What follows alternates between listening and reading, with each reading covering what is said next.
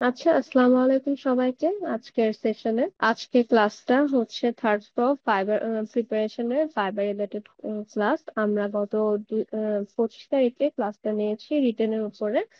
আজকের ক্লাসটা হচ্ছে ফাইবার উপরে, ফাইবার প্রিপারেশন আমরা কিভাবে নেব। আমার পরিচয়টা আরেকবার জানিয়ে দিই, আমি মার্জিন ফাইরুজ আবৃত্তি, শহীদ জিয়াউর রহমান মেডিকেল থেকে পঞ্চম বর্ষের শিক্ষার্থী। আমার সেশন 2021।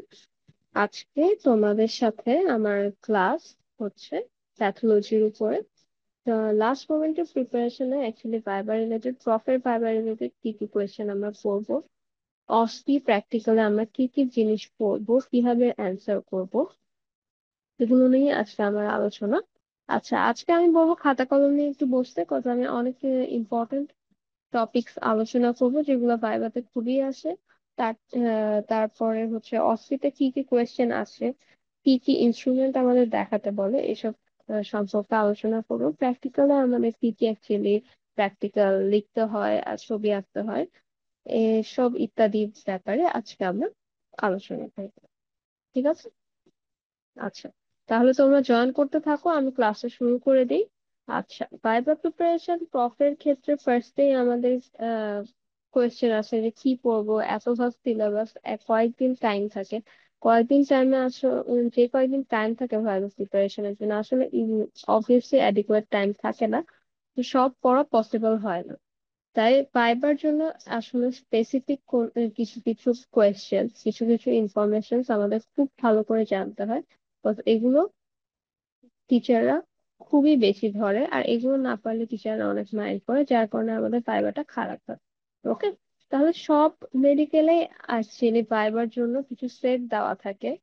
আমরা সেট গুলো কালেক্ট করে সলভ করবো প্রথমত, সেট গুলো থেকেই আমাদের কোয়েশ্চেন গুলো করা হয়। ঠিক আছে, এটা গেল আমার ভাইবা রিলেটেড আলোচনার 1 নম্বর পয়েন্ট। ফার্স্টে আমরা কি করবো, ফার্স্টে হচ্ছে আমরা সেট কালেক্ট করবো, সেট কালেক্ট করে সেটের কোয়েশ্চেন গুলো সলভ করবো। ভাইবার জন্য সেটের কোয়েশ্চেন গুলো কিন্তু অবভিয়াসলি সলভ করে যেতে হবে। এরপরে আসো আমাদের প্রফের যে আমরা রিটেন এক্সামটা দিই, ওই রিটেন এক্সামে আমরা সব কিন্তু অ্যান্সার করে রাখি, যে কোনো একটা অ্যান্সার করতে হয়, কিন্তু ওই রিটেন কোয়েশ্চেনটাই আমরা ভাইবার জন্য কিন্তু পুরোটা পড়বো, কেননা ওখান থেকে আমাদের ভাইবার কোয়েশ্চেন আসে। অনেক সময় রিটেন কোয়েশ্চেন থেকে কিন্তু আমাদের ভাইবা টেবিলে জিজ্ঞেস করে। ওকে, তাহলে আমরা ফার্স্টে কি করবো, ফার্স্টে হচ্ছে আমরা সেট কোয়েশ্চেন সলভ করবো, দেন হচ্ছে আমরা রিটেন কোয়েশ্চেন যেটা আছে প্রফের, যে প্রফটা আমরা দিব ইনশাআল্লাহ 1 মাস পরে, ওই প্রফের রিটেন কোয়েশ্চেনটা আমরা সলভ করবো। ওকে, গেল। এরপরে হচ্ছে কি কি এছাড়া আর কি কি পড়বো। ওকে, এছাড়া আসলে প্রত্যেকটা চ্যাপ্টারে দুইটা বোর্ড হবে, এটা আমরা জানি। প্রথম বোর্ডে হচ্ছে জেনারেল প্যাথোলজি আর হেমাটোলজি থেকে তোমাকে কোয়েশ্চেন করা হবে, আর সেকেন্ড বোর্ডে ক্লিনিক্যাল আর হচ্ছে তোমার সিস্টেমিক প্যাথোলজি থেকে কোয়েশ্চেন করা হবে।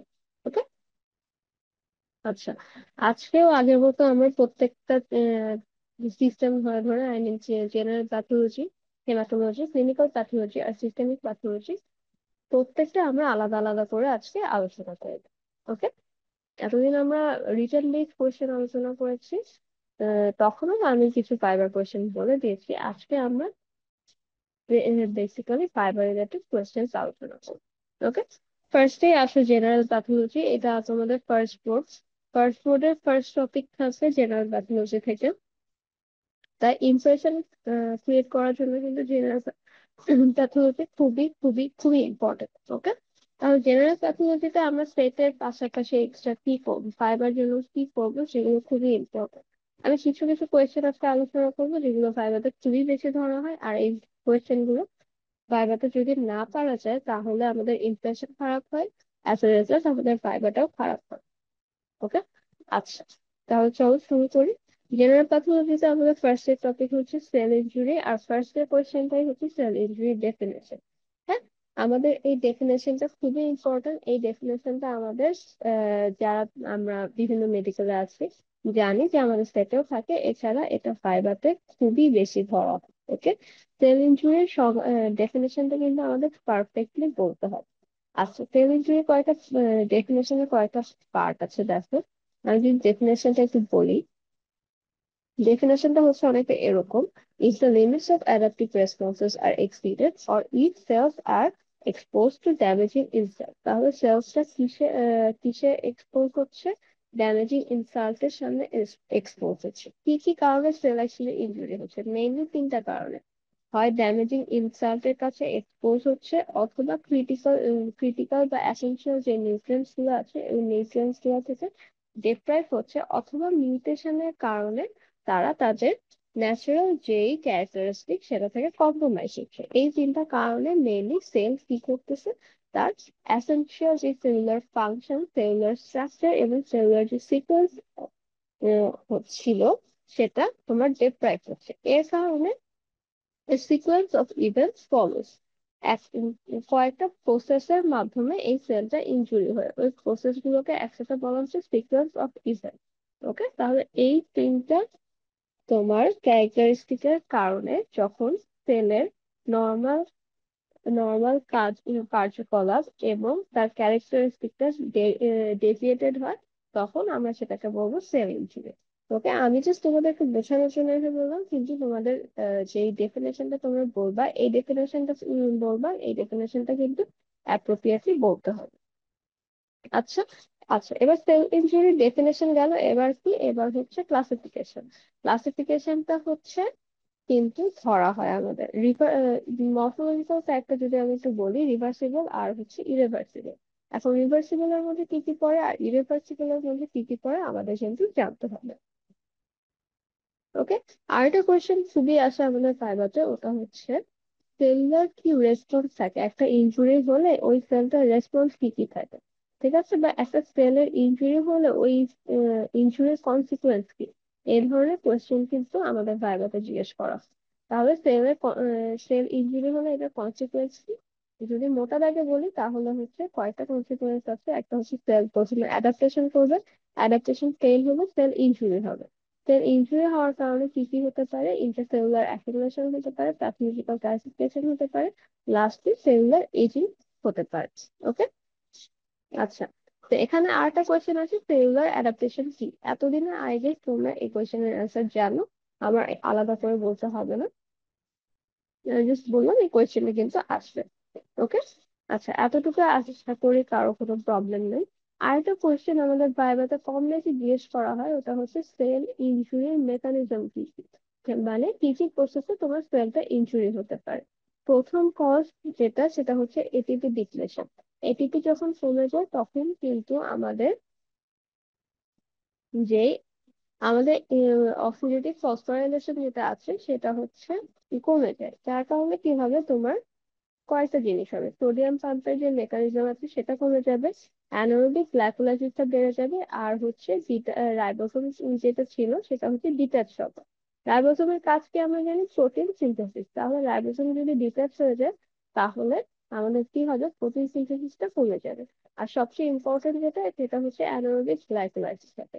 অ্যানারোবিক গ্লাইকোলাইসিস হলে কি হবে? আমাদের গ্লাইকোজেন কমে যাবে, ল্যাকটিক অ্যাসিড বেড়ে যাবে। আর ল্যাকটিক অ্যাসিডটা কি করবে? আমাদের পিএইচটাকে কমাবে। ফলে নিউক্লিয়ার ক্রোমাটিন যেটা থাকে সেটা ক্লাম্প হওয়া শুরু করবে। ওকে, যার যার কারণে তোমার সেলটা ড্যামেজ হয়। ওকে, এটিপি ডিপ্রেশন হচ্ছে প্রথম কারণ, এছাড়াও আরো কিছু কারণ আছে। তোমরা মেনলি হেডিং গুলো যদি বলতে পারো তাহলে কিন্তু তোমার ফাইবাতে অ্যান্সারটা একসেপ্টেবল থাকবে। ওকে, তাহলে মেকানিজম অফ সেল ইনজুরিতে কি কি আছে আমি পয়েন্টগুলো একটু বলে দিই।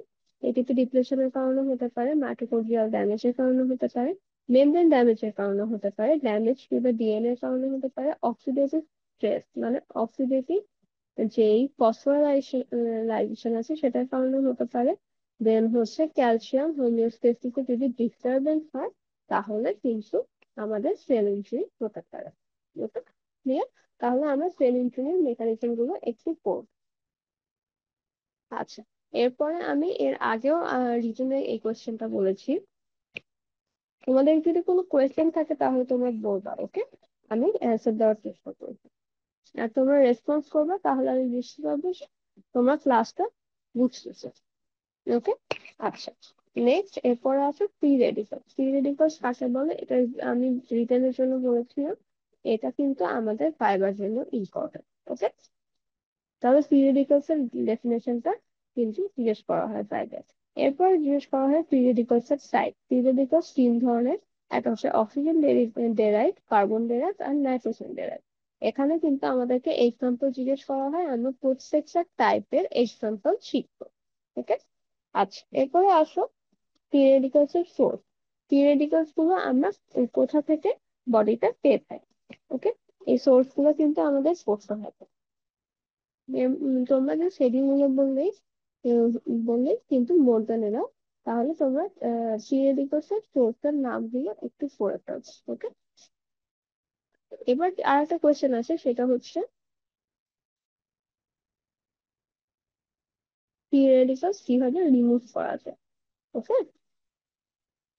পিরিয়ডিকলস রিমুভ করার জন্য কয়েকটা মেকানিজম আছে। আর ব্রড হেডিং এ যদি বলি তাহলে দুটো মেকানিজম, একটা হচ্ছে স্পন্টানিয়াস ডিস্ট্রাকশন, আর একটা হচ্ছে সেলুলার মেকানিজম। এবং সেলুলার মেকানিজমে কিভাবে তোমার ডিস্ট্রয় হয় বা রিমুভ হয় এই পিরিয়ডিকলস, একটা হচ্ছে অ্যান্টিঅক্সিডেন্টের মাধ্যমে, আর একটা হচ্ছে binding with storage and transportation, আর একটা হচ্ছে এনজাইমের মাধ্যমে। আচ্ছা, তাহলে কোন কোন অ্যান্টিঅক্সিডেন্ট আমাদের ফ্রি রেডিক্যালস রিমুভ করতে সাহায্য করে? এ, সি, ই। ঠিক আছে। তিনটা ভিটামিন, ভিটামিন এ, সি, ই আমাদের অ্যান্টি অক্সিডেন্ট হিসেবে কাজ করে, আর এই অ্যান্টি অক্সিডেন্ট আমাদের ফ্রি রেডিক্যালস গুলো রিমুভ করতে হেল্প করে। আর কিছু এনজাইম আমাদের ফ্রি রেডিক্যালস গুলো রিমুভ করতে হেল্প করে। এদের মধ্যে আছে ক্যাটালিস, সুপার অক্সাইড ডিসমিউটেজ, আর একটা হচ্ছে গ্লুটাথিয়ন পারঅক্সিডেজ। ওকে। আচ্ছা, এরপর কিছু বেসিক কোয়েশ্চেন্স আছে যেগুলো আমাদের খুবই জিজ্ঞেস করা হয়, আমাদের সেটেও থাকে। আর টিচারে এইসব ডেফিনেশন গুলো প্রপারলি না পারলে কিন্তু খুবই লাইট করে। ওকে। তাহলে আমরা কি কি ডেফিনেশন শিখবো এখান থেকে? নেক্রোসিস এর ডেফিনেশন শিখবো, নেক্রোসিস এর টাইপ শিখবো। ওকে। নেক্রোসিস এর টাইপ কিন্তু দুই ধরনের, একটা বেসিক আর একটা স্পেশাল। বেসিক টাইপের মধ্যে কি কি আছে, স্পেশাল টাইপের মধ্যে কি কি আছে? টাইপের প্রত্যেকটা টাইপের হচ্ছে আহ, প্রত্যেকটা টাইপের আমরা এক্সাম্পল করব। ওকে। আচ্ছা, এরপরে আসো,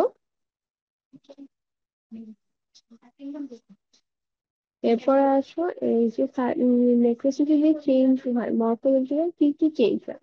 একটা হচ্ছে নিউক্লিয়াসে চেঞ্জ হয়, আর একটা হচ্ছে সাইটোলজিতে চেঞ্জ হয়। সাইটোলজি মানে হচ্ছে তোমার সাইটোপ্লাজম যেটা, সেটাতে চেঞ্জ হয়। নিউক্লিয়াস চেঞ্জ গুলো কিন্তু আমাদের মাঝে মাঝে জিজ্ঞেস করা হয়। ঠিক আছে। কি কি? তিনটা জিনিস: ক্যারিওলাইসিস, সিটোসিস, ক্যারিওলেক্সিস। ওকে। আমরা কিন্তু নেক্রোসিসের প্রত্যেকটা টাইপ শিখবো, টাইপের সাথে এক্সাম্পল শিখবো। তাহলে নেক্রোসিসের আমরা কি করবো? ডেফিনেশন করবো, নেক্রোসিসের টাইপ করবো, আর প্রত্যেকটা নেক্রোসিসের টাইপের সাথে আমরা এক্সাম্পল করবো। ওকে। আর একটা ইম্পর্টেন্ট জিনিস আছে, কোয়াগুলেটিভ নেক্রোসিস আর ক্যাসিয়াস নেক্রোসিসের পার্থক্য। এই কোয়েশ্চেনটা আমাদের ভাইভাতে জিজ্ঞেস করা হয়। কোয়াগুলেটিভ নেক্রোসিসের ক্ষেত্রে আমাদের কিন্তু কোয়াগুলেটিভ নেক্রোসিসের সংজ্ঞাটা যদি একটু দেখি, এটা হচ্ছে আমাদের যে কোনো সলিড অর্গানে হতে পারে এক্সেপ্ট ব্রেন। আর ক্যাসিয়াস নেক্রোসিসটা কোথায় হয়? গ্রানুলোমা অফ টিউবারকুলোসিসে ক্যাসিয়াস নেক্রোসিস হয়। এখানে এক্সাম্পল দুইটা, কোয়াগুলেটিভ নেক্রোসিস আর ক্যাসিয়াস নেক্রোসিসের পার্থক্যের এক্সাম্পল কিন্তু খুবই জিজ্ঞেস করা হয়। ঠিক আছে।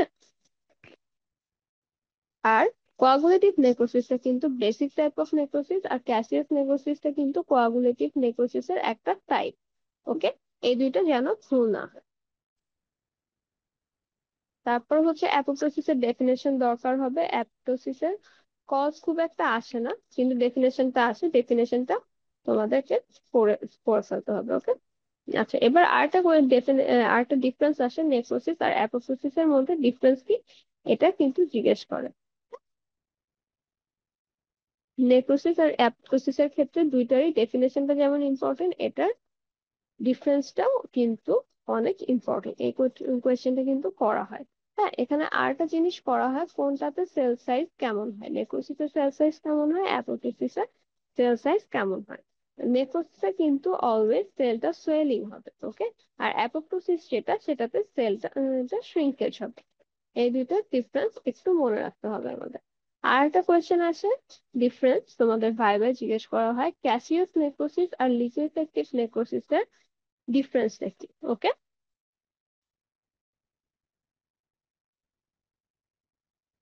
ক্যাসিয়াস নেক্রোসিস আর লিকুইফেক্টিভ নেক্রোসিসের মেইন পার্থক্য যদি বলি, ক্যাসিয়াস নেক্রোসিসের ক্ষেত্রে এটা তোমার অ্যাপিয়ারেন্সটা granular whitish cheesy in appearance হবে, ওকে। আর লিকুইফেক্টিভ এর ক্ষেত্রে এটা হচ্ছে সিস্টিক অ্যাপিয়ারেন্স হবে, ওকে। ক্লিয়ার? আচ্ছা, এই টপিক এই চ্যাপ্টারটা যদি ক্লিয়ার হয়, এরপর আসুন নেক্সট চ্যাপ্টার থেকে আমি একটু আলোচনা করে দিই। আমার ভয়েস যদি শুনতে সমস্যা হয় তোমরা একটু জানাও, ওকে।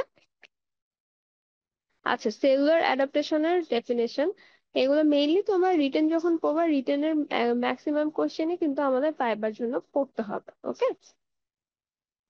সেলুলার অ্যাডাপ্টেশনের যে চারটা টপিক, চারটা ইয়ে আছে, হাইপারট্রফি, হাইপারপ্লাসিয়া, টাইপ আছে, হাইপারট্রফি, হাইপারপ্লাসিয়া, অ্যাট্রফি, মেটাপ্লাসিয়া, চারটা টাইপেরই কিন্তু ডেফিনেশন খুবই বেশি ইম্পর্টেন্ট, ওকে।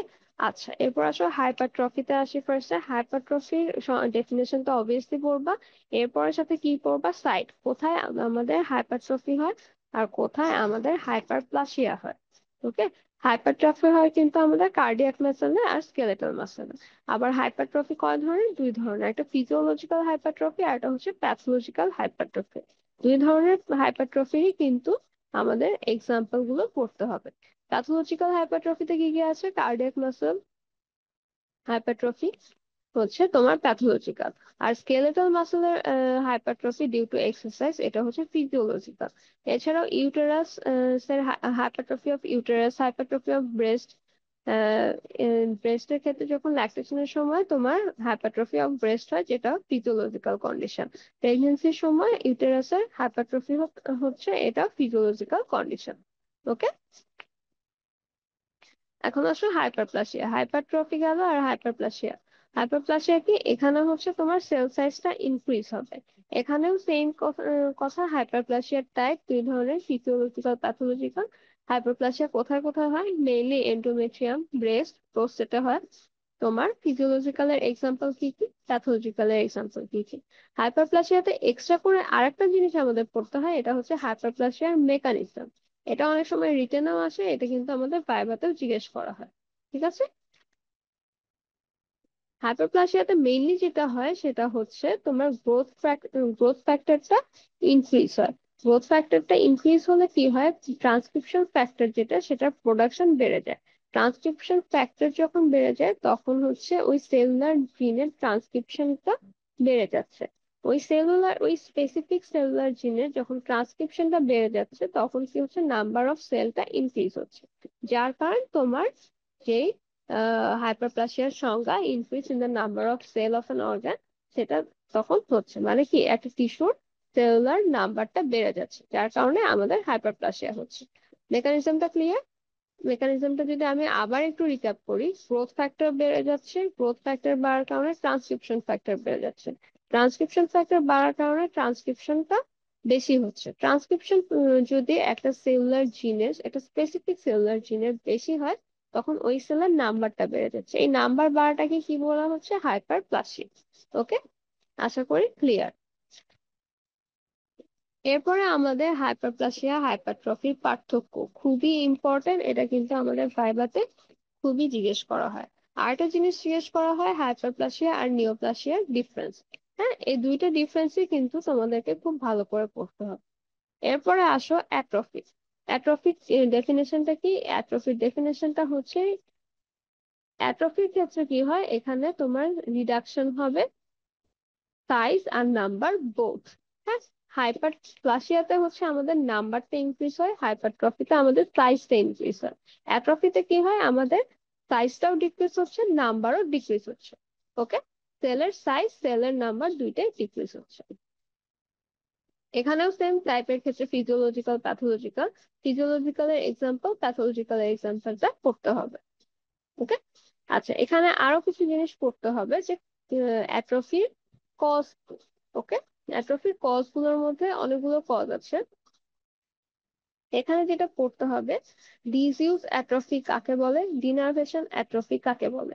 ডিজিউস অ্যাট্রফি কি, যখন কোনো লিম্ব বা কোনো মাসেল বা কোনো মাসেলের ওয়ার্ক যেটা কাজ যেটা করা হয়, সেটার কাজ যদি কমে যায়, তখন মানে ইউজটা যদি কমে যায়, তখন তোমার যেই টিস্যু অ্যাট্রফি হচ্ছে, বা টিস্যু ডিজেনারেশন হচ্ছে, সেটাকে আমরা বলছি ডিজিউস অ্যাট্রফি। ওকে। আর একটা হচ্ছে ডিনার্ভেশন অ্যাট্রফি, যখন তোমার নার্ভটা ড্যামেজ হচ্ছে তখন ওখানে প্রপার ইম্পালস পাওয়া যাচ্ছে পাচ্ছে না। ওকে। যখন প্রপার ইম্পালস পাচ্ছে না তখন তোমার ওই মাসেলের ওয়ার্কিং প্রসেসটা কমে যাচ্ছে। ওকে। তাহলে সাপ্লাই নার্ভ যেটা, সেটা যদি ইনজুর্ড হয় তখন আমার যে অ্যাট্রফিটা হচ্ছে ওই স্পেসিফিক মাসেলের বা লিম্বের বা এরিয়া, তখন ওটাকে আমরা বলছি ডিনার্ভেশন অ্যাট্রফি। ওকে। আমাদের এই দুইটা কোয়েশ্চেন কিন্তু জিজ্ঞেস করা হয়, ডিনার্ভেশন অ্যাট্রফি কাকে বলে, ডিজিউস অ্যাট্রফি কাকে বলে। আশা করি তোমরা এখন বলতে পারবে। ওকে। এবার আসো মেটাপ্লাসিয়া। মেটাপ্লাসিয়ার ডেফিনেশন খুবই ইম্পর্টেন্ট, মেটাপ্লাসিয়ার টাইপ খুবই ইম্পর্টেন্ট। একটা হচ্ছে এপিথেলিয়াল মেটাপ্লাসিয়া আর একটা হচ্ছে কানেকটিভ টিস্যু মেটাপ্লাসিয়া। ওকে। এই এপিথেলিয়াল মেটাপ্লাসিয়া কিন্তু আবার দুই ধরনের, একটা হচ্ছে স্কোয়ামাস আর একটা হচ্ছে কলামনার। এখন স্কোয়ামাস মেটাপ্লাসিয়া কোথায় হয়, কলামনার মেটাপ্লাসিয়া কোথায়, এটা আমাদের একটু জানতে হবে। কলামনার মেটাপ্লাসিয়া হচ্ছে ব্যারেট ইসোফেগাসে হবে, আর স্কোয়ামাস মেটাপ্লাসিয়া হচ্ছে তোমার মেইনলি স্মোকিং এর কারণে যে লাংসে তোমার স্কোয়ামাস মেটাপ্লাসিয়া হবে। ওকে। ক্লিয়ার সবে এতটুকু? আচ্ছা, এরপরে আসো মেটাপ্লাসিয়া থেকে আরেকটা কোয়েশ্চেন খুবই আসে ভাইভাতে, আমি অলরেডি এটা রিটেনের দিন বলেছি, আবার একটু বলি। মেটাপ্লাসিয়াকে কেন ডাবল এজ সোর্ড বলা হয়? ঠিক আছে। মেটাপ্লাসিয়াকে কেন ডাবল এজ সোর্ড বলা হয়, এটা একটা ভালো দিক আছে, খারাপ দিক আছে। ভালো দিক কি? ভালো দিক হচ্ছে সেলুলার স্ট্রেংথটা বাড়ায়। আর খারাপ দিক কি? খারাপ দিক হচ্ছে তোমার মেটাপ্লাস্টিক চেঞ্জ করে। ওকে। এই দুইটা কথা কিন্তু তোমাদেরকে এভাবে গুছায় বলতে হবে। এতটুকু ক্লিয়ার? এরপরে আমাদের আরেকটা জিনিস আছে, প্যাথোলজিক্যাল ক্লাসিফিকেশন। প্যাথোলজিক্যাল ক্লাসিফিকেশন কাকে বলে? প্যাথোলজিক্যাল ক্লাসিফিকেশনের টাইপ, একটা হচ্ছে ডিস্ট্রফিক ক্লাসিফিকেশন আর একটা হচ্ছে মেটাস্ট্যাটিক ক্লাসিফিকেশন। এখন এক্সাম্পল গুলো কিন্তু আমাদের ভাইভাতে জিজ্ঞেস করা হয়। ডিস্ট্রফিক ক্লাসিফিকেশন কোথায় কোথায় হয়, এই কোয়েশ্চেনটা আমাদের জিজ্ঞেস করা হয়। আর একটা কোয়েশ্চেন জিজ্ঞেস করা হয়, মেটাস্ট্যাটিক ক্লাসিফিকেশন কোথায় কোথায় হয়। ওকে। ডিস্ট্রফিক ক্লাসিফিকেশন আর মেটাস্ট্যাটিক ক্লাসিফিকেশনের মধ্যে পার্থক্যতে আসে। পার্থক্যের মধ্যে ইম্পর্টেন্ট একটা পার্থক্য, কোথায় সামোমা বডি প্রেজেন্ট থাকে, কোথায় সামোমা বডি অ্যাবসেন্ট থাকে। ডিস্ট্রফিক ক্লাসিফিকেশনের ক্ষেত্রে আমরা মেনলি সামোমা বডিটা পাই। হ্যাঁ, মেটাস্ট্যাটিক ক্লাসিফিকেশনের ক্ষেত্রে সামোমা বডি ইউজুয়ালি পাওয়া যায় না। ওকে। এতটুকু একটু করতে হবে। তাহলে সেল ইনজুরি, সেল অ্যাডাপ্টেশন, এই দুটো থেকে আর কোনো কোয়েশ্চেন আছে তোমাদের ফাইবার রিলেটেড?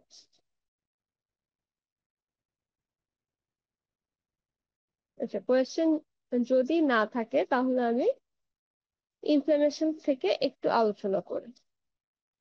ওকে। কারো কোনো কোয়েশ্চেন নাই?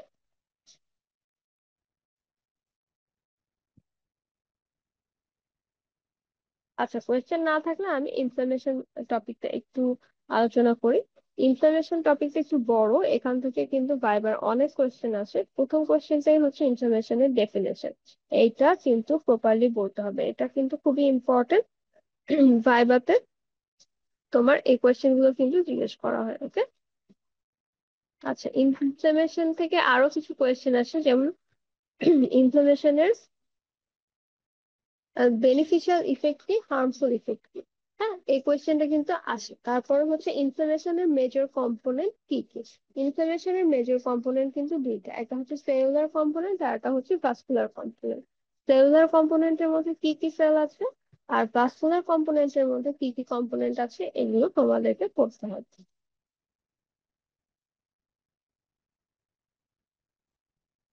আচ্ছা, এরপরে আসি ইনফ্লামেশনের টাইপ, দুই ধরনের, অ্যাকিউট আর ক্রনিক।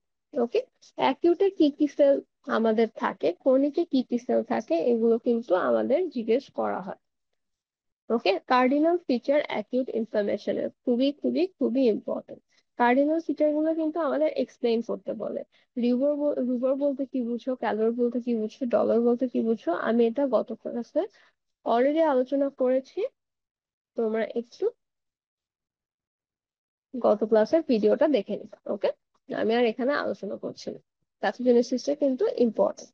আচ্ছা, এখন আসো, তোমাদের এটা দুইটা পার্থক্য, অ্যাকিউট আর ক্রনিকের পার্থক্যটা কিন্তু জিজ্ঞেস করা হয়। ওকে, ক্রনিক আর ক্রনিকে কি কি সেল, মেইনলি তোমাদের সেল গুলো জিজ্ঞেস করা হবে। অ্যাকিউটে কি কি সেল থাকে, ক্রনিকে কি কি সেল থাকে, এগুলো কিন্তু আমাদের বলতে হবে। ওকে। আচ্ছা, এরপরে তোমাদের আরেকটা জিনিস আছে, এটা হচ্ছে complement system. Complement system, cytokines, chemokines. Okay, cytokines chemokines এর সংজ্ঞা খুবই ইম্পর্টেন্ট। সাইটোকাইন্স এর এক্সাম্পল, সাইটোকাইন্স এর মধ্যে অ্যাকিউট ইনফ্লামেশনে কি কি সাইটোকাইন্স কাজ করে, ক্রনিক ইনফ্লামেশনে কি কি সাইটোকাইন্স ইউজ করে, এগুলো আমাদের জানতে হবে। এগুলো কিন্তু ভাইভাতে মাস্ট জিজ্ঞেস করা হয়। ওকে, আমি যে কোয়েশ্চেন গুলো আজকে বলছি এগুলো ভাইভাতে তোমাদের সবাইকেই কিন্তু জেনে তারপরে যেতে হবে, বিকজ এই কোয়েশ্চেন গুলো ভাইভাতে তোমার কম বেশি সবাইকেই জিজ্ঞেস করা হবে। ওকে, এরপরে আসো কেমোকাইন্স। কেমোকাইন্স এর ডেফিনেশন খুবই ইম্পর্টেন্ট। কেমোকাইন্স এর টাইপ তিনটা টাইপ আছে, আলফা, বিটা, গামা। ওকে, এই তিনটা টাইপ আমাদের জানতে হবে। আচ্ছা, এখানে আরেকটা ডেফিনেশন আমি বলবো, এটা ইউজুয়ালি আমরা একটু কম পড়ি এই ফোর্থ ইয়ারে এসে।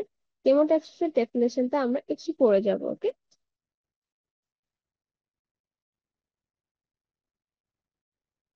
ঠিক আছে, ক্লিয়ার। এরপর আসো ফ্যাগোসাইটোসিস। ফ্যাগোসাইটোসিস থেকে আসলে ভাইভাতে খুব একটা জিজ্ঞেস করা হয় না। ফ্যাগোসাইটোসিসে আমরা তো রিটার্নের জন্য এই কোশ্চেনটা পড়বোই, এটা আমরা ফিজিওলজিতে অলরেডি পড়েছি। তাও তুমি পাইবার জন্য ফাইভ একটু দেখে যাবে। এখানে আমাদের 3 নাম্বার পয়েন্টটা কি, এই 3 নাম্বারটা পয়েন্টটা হচ্ছে কিলিং এন্ড ডিগ্রেডেশন। এখন কিলিংটা কি প্রসেসে হয়, ফ্যাগোসাইটোসিসের কিলিংটা কি কি প্রসেসে হয়? একটা হচ্ছে অক্সিজেন ডিপেন্ডেন্ট, আর একটা হচ্ছে অক্সিজেন ইন্ডিপেন্ডেন্ট। অক্সিজেন ডিপেন্ডেন্টের মধ্যে কিন্তু আমাদের কিছু আয়ন্স থাকে। হ্যাঁ, আয়ন্সের কিছু এক্সাম্পল তোমরা পড়ে নিবা। আর অক্সিজেন ইন্ডিপেন্ডেন্ট যে মেকানিজম, সেটাতে মেইনলি তোমাদের কিছু এনজাইমস থাকে। হ্যাঁ, লাইসোজাইম, ল্যাক্টোফেরিন, এছাড়াও আরো ডিফেন্সিন, ইলাস্টেজ, এরকম কিছু এনজাইম থাকে। এই এনজাইমের নামগুলো কিন্তু তোমাদের জানতে হবে। ওকে, আর একটা কোয়েশ্চেন তোমাদের ভাইবা জিজ্ঞেস করে, ওটা হচ্ছে অপসোনিনের এক্সাম্পল। হ্যাঁ, অপসোনিন কোনগুলো, যেই সাবস্টেন্স গুলো তোমার অ্যান্টিজেন ফ্যাগোসাইট যেই সেলটা আছে ওই সেলে অ্যান্টিজেনকে অ্যাটাচ করে, ওই সাবস্টেন্স গুলোকে বলা হয় অপসোনিন। অপসোনিনের এক্সাম্পল গুলো আমাদের একটু দেখে যেতে হবে। ওকে, আচ্ছা, এখন আরেকটা কোয়েশ্চেন খুবই আসে, এটা আমাকে করা হয়েছিল আমি যখন ভাইবা দিই। কেমিক্যাল মেডিয়েটার্স অফ ইনফ্লামেশন, তোমার ইনফ্লামেশনের কি কি কেমিক্যাল মেডিয়েটার্স আছে, এটা যখন জিজ্ঞেস করবে তখন তোমাদের কিন্তু ক্লাসিফিকেশনটা বলতে হবে। মেইনলি ক্লাসিফিকেশনটা কি, দুই ধরনের ব্রড হেডিং এ যদি বলি তাহলে একটা সেল ডেরাইভড আর একটা হচ্ছে প্লাজমা ডেরাইভড। সেল ডেরাইভড এর মধ্যে আবার দুই ধরনের আছে, একটা প্রি ফর্ম মানে আগে থেকে তৈরি থাকে, আর একটা হচ্ছে নিউলি ফর্ম মানে তোমার তখন ইমিডিয়েটলি তৈরি হয়। তো প্রি ফর্ম এর এক্সাম্পল কি কি, আর নিউলি সিনথেসাইজড এর এক্সাম্পল গুলো কি কি? আচ্ছা, দেন হচ্ছে প্লাজমা প্রোটিন ডেরাইভটা এর মধ্যে কি কি আছে, এটার মধ্যে আছে কমপ্লিমেন্ট সিস্টেম আর প্যাসিভেল অ্যাক্টিভেশন।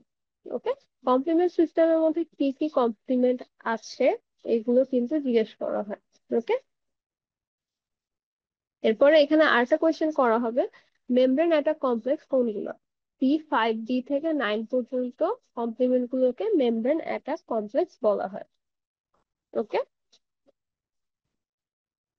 আচ্ছা, আমরা মোটামুটি কেমিক্যাল মেডিয়েটস গুলো পড়লাম। এখানে আমাদের আরেকটা কোয়েশ্চেন জিজ্ঞেস করা হয় যে পেইন আর ফিভার, এই দুইটা ক্ষেত্রে কি কেমিক্যাল মেডিয়েটরস তোমার কাজ করে? ঠিক আছে, ফিভারে কোন কোন কেমিক্যাল মেডিয়েটরস কাজ করে, ইন্টারলিউকিন 1, টিস্যু নেক্রোসিস ফ্যাক্টর, আর একটা হচ্ছে প্রোস্টাগ্ল্যান্ডিনস।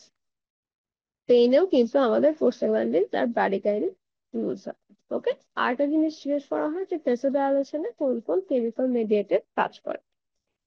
ঠিক আছে, তাহলে কেমিক্যাল মিডিয়েটেড এর ক্ষেত্রে তোমরা কি কি করবা, ক্লাসিফিকেশনটা করবা, ফিভার, পেইন আর ভেসোডাইলেশন। এই তিনটার ক্ষেত্রে আমাদের কি কি কেমিক্যাল মেডিয়েটার্স আছে সেগুলো, যেগুলো কাজ করে ওগুলোর এক্সাম্পল গুলো একটু পড়তে হবে। ওকে,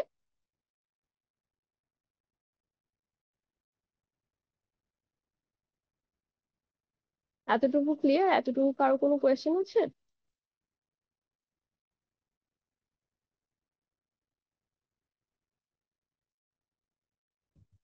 কোয়েশ্চেন না থাকলে আমি প্রসিড করি।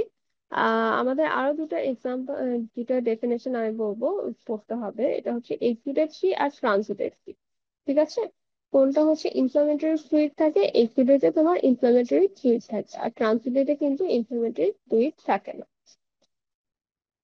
আর কোনটাতে প্রোটিন অ্যামাউন্ট, প্রোটিন আর কন্টেন্ট আর স্পেসিফিক গ্র্যাভিটি বেশি থাকে, এক্সুডেটে প্রোটিন অ্যামাউন্ট আর স্পেসিফিক গ্র্যাভিটি বেশি থাকে, যেটা ট্রান্সুডেটে কম থাকে। ওকে।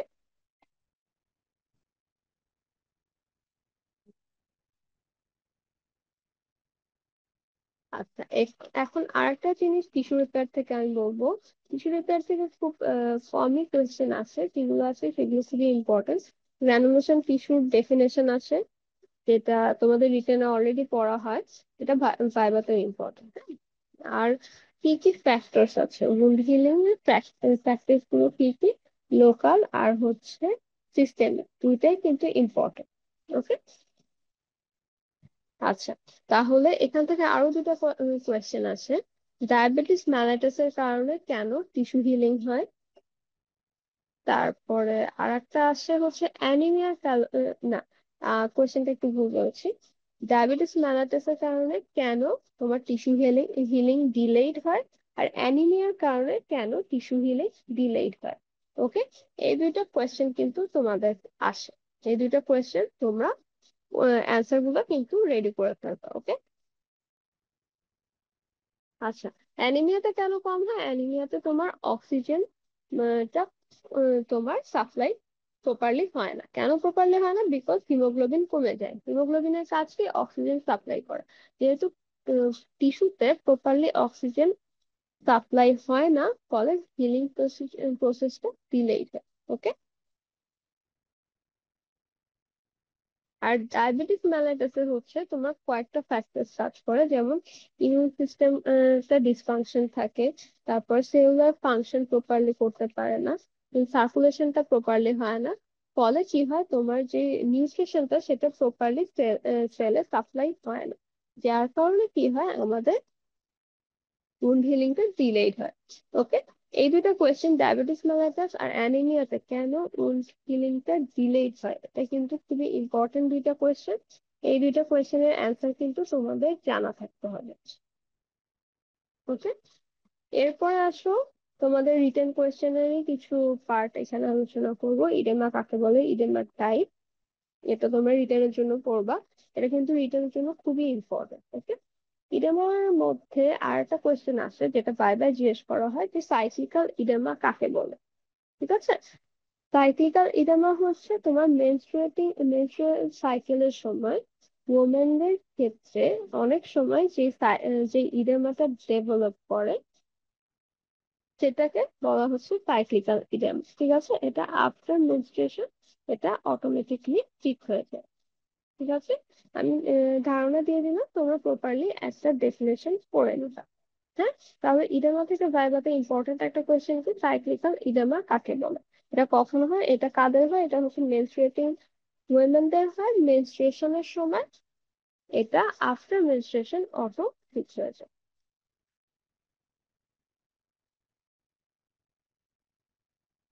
আচ্ছা, এরপরে আসো আমাদের আবার সেই রিটেন কোয়েশ্চেনে ব্যাক করতে হচ্ছে। থ্রোম্বাস কাকে বলে, এম্বোলাস কাকে বলে, থ্রোম্বোসিস কাকে বলে, এম্বোলিজম কাকে বলে। ঠিক আছে, এম্বোলিজমের ক্লাসিফিকেশন, থ্রোম্বাসের ফেট, এই কোয়েশ্চেন গুলো তোমাদের ভাইভাতে খুবই জিজ্ঞেস করা হবে। তারপরে হচ্ছে ভার্কোস ট্রায়াড। ভার্কোস ট্রায়াড আমরা কোথায় পাবো? থ্রোম্বোসিসে পাবো। ভার্কোস ট্রায়াডটা কি, কি জিনিস? ঠিক আছে, ভার্কোস ট্রায়াডের যে তিনটা কম্পোনেন্ট আছে, endothelial injury, abnormal blood flow, আর হচ্ছে হাইপার কোয়াগুলেবিলিটি। প্রত্যেকটা কম্পোনেন্টে কেন এই গুলো হয়, এগুলোর কজ আমাদের কিন্তু জানতে হবে। ওকে, আচ্ছা এরপরে আসো আমি একটু নিওপ্লাজম থেকে আলোচনা করি। নিওপ্লাজমে যাওয়ার আগে আরো কয়েকটা টপিক একটু বলে যাই। যে শকের ডেফিনেশনটা পড়তে হবে, শকের টাইপ করতে হবে, ক্লাসিফিকেশন করতে হবে উইথ এক্সাম্পল। ঠিক আছে, আর শকের স্টেজটা, শকের তিনটা স্টেজ আছে, এটা বারবার জিজ্ঞেস করা হয়। একটা হচ্ছে ইনিশিয়াল স্টেজ, একটা প্রোগ্রেসিভ স্টেজ, আর একটা হচ্ছে ইরিভার্সিবল স্টেজ। প্রত্যেকটা স্টেজের ফিচার্স কি কি আছে সেগুলো কিন্তু আমাদের ভাইভাতে পড়তে হবে। ওকে, আর বাকি রিটেন কোয়েশ্চেন যেগুলো আছে সেগুলো তো তোমরা পড়বাই, এগুলো নিয়ে আর বলছি না। এটা অলরেডি গত ক্লাসের সেশনে আমি আলোচনা করে ফেলেছি, তোমরা গত ক্লাসের লেকচারটা একটু দেখে নিবা। ওকে, আচ্ছা এবার আসো নিওপ্লাজম। এটা আমাদের জেনারেল প্যাথোলজিতে সবচেয়ে বড় একটা টপিক আর সবচেয়ে ইম্পর্টেন্ট একটা টপিক। এখান থেকে তোমার কোয়েশ্চেন মাস্ট করবে বাইরে। ওকে, তো নিওপ্লাজমের ক্ষেত্রে ফার্স্টে আমরা পড়বো সেই নিওপ্লাজমের ডেফিনেশন। নিওপ্লাজমের ডেফিনেশনটা কিন্তু আমাদেরকে প্রপারলি পড়তে হবে। ওকে, আচ্ছা নিওপ্লাজমের ডেফিনেশনের পরে আমাদের যে কোয়েশ্চেন গুলো করে সেটা হচ্ছে কিছু ডেফিনেশন অবশ্যই জিজ্ঞেস করে, যেমন ডিফারেন্সিয়েশন কাকে বলে, অ্যানাপ্লাসিয়া কাকে বলে, ডিসপ্লাসিয়া কাকে বলে। এই ডেফিনেশন গুলো কিন্তু আমাদের জিজ্ঞেস করা হয়। ওকে, আচ্ছা এরপর গেল হচ্ছে অ্যানাপ্লাসিয়া কাকে বলে, অ্যানাপ্লাসিয়ার ক্যারেক্টারিস্টিক, এটা খুবই ইম্পর্টেন্ট, এটা আমাদের জিজ্ঞেস করা হয়। ওকে, তারপর এছাড়াও বিনাইনের ক্যারেক্টার, বিনাইন আর ম্যালিগনেন্টের ডিফারেন্স, বিনাইন টিউমার ম্যালিগনেন্ট টিউমারের ডিফারেন্স জিজ্ঞেস করা হয়। দেন কার্সিনোমা আর সার্কোমার ডিফারেন্স জিজ্ঞেস করা হয়। হ্যাঁ, আর ম্যালিগন্যান্ট সেলের ক্যারেক্টারিস্টিক কি, আচ্ছা এটা একটু আগেই বললাম, এটা কিন্তু আমাদের জিজ্ঞেস করে।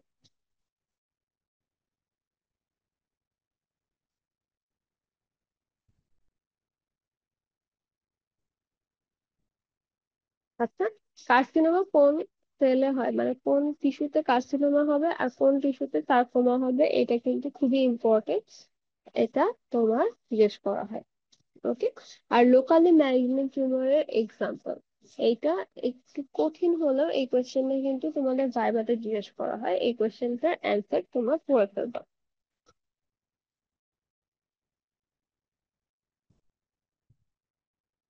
আচ্ছা, এরপরে এই কোয়েশ্চেনটা আমাকে ভাইভাতে জিজ্ঞেস করা হয়েছিল যে তোমার টিউমার মেটাস্টেসিসের পাথওয়ে কি কি বা রুটস কি কি টিউমার মেটাস্টেসিসের। ওকে, কয়টা রুটস আছে, তিনটা রুটস আছে, লিম্ফেটিক স্প্রেড, হেমাটোজেনাস, আর একটা হচ্ছে direct seeding of body cavity. প্রত্যেকটার এক্সাম্পল মার্কস। ওকে, এক্সাম্পল কিন্তু জিজ্ঞেস করে ভাইরাতে, যে লিম্ফেটিক সিস্টেমের মধ্যে মাধ্যমে ছড়ায় এমন কিছু মেটাস্টেসিসের নাম বলে, বা হেমাটোজেনাস স্প্রেড হয় এরকম কিছু মেটাস্টেসিসের নাম বলে। ওকে, তখন কিন্তু তোমাদের বলতে হবে। তারপর আরেকটা কোয়েশ্চেন আছে যে কোন কোন নিউপ্লাজম গুলো কমনলি বোনসে মেটাস্টেসিস হয়। এই এটার এক্সাম্পল গুলো মানে অ্যান্সারটা করতে হবে, কোন কোন ম্যালিগনেন্সি ইউজুয়ালি বোনসে মেটাস্টেসিস করে। ব্রেস্ট, লাং, থাইরয়েড, প্রোস্টেট, আর একটা হচ্ছে কিডনি। ওকে, বিভিন্ন নেমোনিক্স আছে, এইসব নেমোনিক্স দিয়ে তোমরা মনে রাখতে পারো, এটা তোমাদের জন্য, যেটা তোমাদের জন্য সুবিধা ওভাবে তোমরা মনে রাখবে। Okay? আচ্ছা এছাড়াও তোমার আরো কিছু কোয়েশ্চেন আছে, যে আমি রিটেনে এগুলো অলরেডি আলোচনা করে ফেলছি। রিটেনের প্রত্যেকটা কোয়েশ্চেনই কিন্তু ভাইবার জন্য ইম্পর্টেন্ট। এজন্য আমি বারবার বলছি যে আগের লেকচারটা যারা করোনি তারা প্লিজ আগের লেকচারটা একটু করে ফেলবা, তাহলে তোমরা কোয়েশ্চেন গুলো সম্পর্কে ভালো একটা ধারণা পাবে। ওকে, টিউমার মার্কার গুলো আমাদেরকে জিজ্ঞেস করে, টিউমার মার্কার গুলো আমাদেরকে একটু ডিটেলসে জিজ্ঞেস করে, যেমন টিউমার মার্কার এর মধ্যে হরমোন কি কি আছে, আইসোএনজাইম কি কি আছে, অঙ্কোফিটাল অ্যান্টিজেন কি কি আছে, এভাবে স্পেসিফিক্যালি কিন্তু আমাদের জিজ্ঞেস করে। হ্যাঁ, আমাদেরকে ওভাবে অ্যান্সারটা রেডি করে ফেলতে হবে। দেন হচ্ছে grading of tumour, staging of tumour. স্টেজিংটা জিজ্ঞেস করা হয় ভাইভাতে তোমার, এটা যদিও রিটেনের কোয়েশ্চেন, তারপরেও স্টেজিংটা ভাইভাতে জিজ্ঞেস করা হয়। ওকে, মোটামুটি নিওপ্লাজম থেকে এইগুলোই ভাইবার কোয়েশ্চেন। আর রিটেনে আমি আর বাকি কোয়েশ্চেন গুলো সম্পর্কে অলরেডি আলোচনা করে ফেলেছি, তোমরা রিটেনের কোয়েশ্চেনটা একটু, রিটেনের পার্টটুকু একটু দেখে নিও। এরপর আসো হেমাটোলজি। হেমাটোলজিতে সবচেয়ে ইম্পর্টেন্ট যেটা ভাইবার ক্ষেত্রে সেটা হচ্ছে laboratory diagnosis. Anaemia, different types of anaemia lab diagnosis, different type of লিউকোমিয়ার ল্যাব ডায়াগনোসিস, তারপরে হচ্ছে ব্লিডিং ডিসঅর্ডার যেগুলো আছে, হিমোফিলিয়া, আইটিপি, ডিআইসি, এগুলো ল্যাব ডায়াগনোসিস কিন্তু খুবই খুবই খুবই ইম্পর্টেন্ট। হেমাটোলজিতে তোমাদের ল্যাব ডায়াগনোসিস গুলো কিন্তু একদম অ্যাপ্রোপ্রিয়েট হতে হবে। হ্যাঁ, এগুলো কিন্তু ভুল করা যাবে না। ওকে, আচ্ছা, ল্যাব ডায়াগনোসিস যাওয়ার আগে আমি কিছু কিছু কোয়েশ্চেন আলোচনা করি। যেমন হেমাটোলজিতে একটা ইম্পর্টেন্ট টপিক হচ্ছে ইএসআর। ইএসআর থেকে কিন্তু কোয়েশ্চেন পড়বে। একে ইএসআর এর ফুল মিনিংটা একটু জেনে যাবা, যে H side sedimentation rate. ESR এর ডেফিনেশনটা তোমাদের অনেক সময় সেটে আসে। ইএসআর এর মেথডস কি কি আছে? ইএসআর এস্টিমেশনের দুইটা মেথড আছে, একটা হচ্ছে ওয়েস্টার্ন গ্রিন আর একটা হচ্ছে উইনট্রপ। ওকে, ওয়েস্টার্ন গ্রিন মেথডের নর্মাল ভ্যালু কি, উইনট্রপ মেথডের নর্মাল ভ্যালু কি, এটা জিজ্ঞেস করা হয়। এই কোয়েশ্চেনটা কিন্তু অস্পিতেও আসে তোমাদের। ওকে, অস্পি নিয়ে আমি একটু পরে আলোচনা করব, তখন আমি আর একটু ডিটেলসে দিব। তারপরে হচ্ছে ইএসআর এর ক্ষেত্রে আরো কিছু কোয়েশ্চেন আছে। কোন কোন কন্ডিশনে, কোন কোন কন্ডিশনে ইএসআর বাড়ে? হ্যাঁ, একটা হচ্ছে ফিজিওলজিক্যাল কন্ডিশন, প্যাথোলজিক্যাল কন্ডিশন। ওকে, ফিজিওলজিক্যাল কি কি কন্ডিশন আছে, প্যাথোলজিক্যাল কি কি কন্ডিশন আছে, আমরা পড়ে ফেলবো। আরটা হচ্ছে ভেরি হাই রাইজ হয় ইএসআর কোন কোন কন্ডিশনে। ওকে, ভেরি হাই রাইজ মানে কি 100 মিলিমিটার এর উপরে থাকবে। হ্যাঁ, রেঞ্জটা। দেন ইএসআর এর কিছু ফ্যাক্টরস, যেসব ফ্যাক্টরস এর কারণে ইএসআর বাড়ে কমে, ওইসব ফ্যাক্টরস গুলো আমাদের একটু পড়ে ফেলতে হবে। কি কি ফ্যাক্টরস আছে? রেড সেল মানে আরবিসি ফ্যাক্টর আছে, প্লাজমা ফ্যাক্টর আছে, টেকনিক্যাল কিছু ফ্যাক্টর আছে। ওকে, প্রত্যেকটাই কিন্তু আমাদের পড়ে ফেলতে হবে। আর একটা কোয়েশ্চেন আছে, কোনটা ইএসআর টিউব, ওয়েস্টার্ন আর উইনট্রপের মধ্যে কোনটা বেটার? Western better. কেন ওয়েস্টার্ন বেটার? ওয়েস্টার্নটা হচ্ছে তোমার লং ক্যালিব্রেটেড থাকে, হাই রাইজ যখন ইএসআর হয় সেক্ষেত্রে তোমার ইএসআরটা কিভাবে ইয়ে করবো আমরা, নির্ণয় করবো ওয়েস্টার্ন মেথডের মাধ্যমে। ওকে, তাহলে এই যে আর ওয়েস্টার্ন মেথডটা আমাদের ভালো রেজাল্ট দেয়, বিকজ এটা মোর সেন্সিটিভ। এই জন্য হচ্ছে ওয়েস্টার্ন মেথডটা বেটার তার থেকে উইন্ট্রোপের থেকে। ইউজুয়ালি ওয়েস্টার্ন মেথডেই করা হয়ে থাকে। ওকে, আচ্ছা, তাহলে ওয়েস্টার্ন মেথডটা কেন উইন্ট্রপ মেথডের চেয়ে বেটার আমরা আশা করি পারবো জিজ্ঞেস করতে। আর এরপর হচ্ছে রেড সেল ইন্ডিসেস যেগুলো আছে, রেড সেল ইন্ডিসেস গুলো কিন্তু আমাদের একটু পড়ে ফেলতে হবে। কি কি আছে? একটা হচ্ছে এলটিপি, এমসিএইচ, এমসিএইচ, তিনটারই ভ্যালু খুবই ইম্পর্টেন্ট। এটা আমরা ফিজিওলজিতে পড়েছি, এখানেও কিন্তু পড়তে হবে। হুম? এরপর হচ্ছে অ্যানিমিয়া। আসো আরবিসিতে অ্যানিমিয়া কাকে বলে, ক্লাসিফিকেশন, এগুলো তো রিজনের জন্য ইম্পর্টেন্ট, অলসো ভাইবার জন্য ইম্পর্টেন্ট। এগুলো আমার মনে হয় না বলতে হবে, বলতে হবে, তোমরা অলরেডি জানো। আচ্ছা, এখানে আরেকটা কোয়েশ্চেন, একটা ট্রিকি কোয়েশ্চেন আছে, যে মর্ফোলজিক্যাল ক্লাসিফিকেশন যেটা, সেটা কিসের বেসিসে করা হয়? সেটা হচ্ছে রেড সেল ইন্ডিসিস এর বেসিসে করা হয়। তার মানে কিসের কিসের বেসিসে করা হয়? MCV, MCh, MCh. ওকে, তাহলে মর্ফোলজিক্যাল ক্লাসিফিকেশনটা কিসের বেসিসে করা হয় যদি জিজ্ঞেস করে, আমরা পারবো। আর হচ্ছে এখানে, এখানে কিন্তু আমাদের ইটিওলজিক্যাল ক্লাসিফিকেশনটা জানতে হবে। ইটিওলজিক্যাল ক্লাসিফিকেশনটা কিন্তু আমাদের ভাইভাতে জিজ্ঞেস করা হয়। ইটিওলজিক্যাল ক্লাসিফিকেশন কি কি? হেমোরেজিক, হিমোলাইটিক, তখন তিনটার এক্সাম্পল কি কি খুবই ভালো করে পড়তে হবে। আয়রন ডেফিসিয়েন্সি অ্যানিমিয়া কিন্তু ডিসহিমোপ্যাথিক অ্যানিমিয়ার এক্সাম্পল। আবার থ্যালাসেমিয়া যেটা, সেটা হচ্ছে তোমার হিমোলাইটিক অ্যানিমিয়ার ক্লাস থেকে এক্সাম্পল। ওকে, এই দুইটা ভুল করা যাবে না।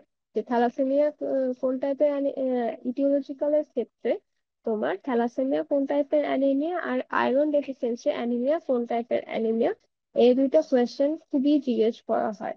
এই দুইটা কোয়েশ্চেন কিন্তু ভুল করা যাবে না। ওকে। আচ্ছা, আরেকটা জিনিস যেটা জিজ্ঞেস করা হয় আয়রন ডেফিসিয়েন্সি অ্যানিমিয়া আর থ্যালাসেমিয়ার পার্থক্য।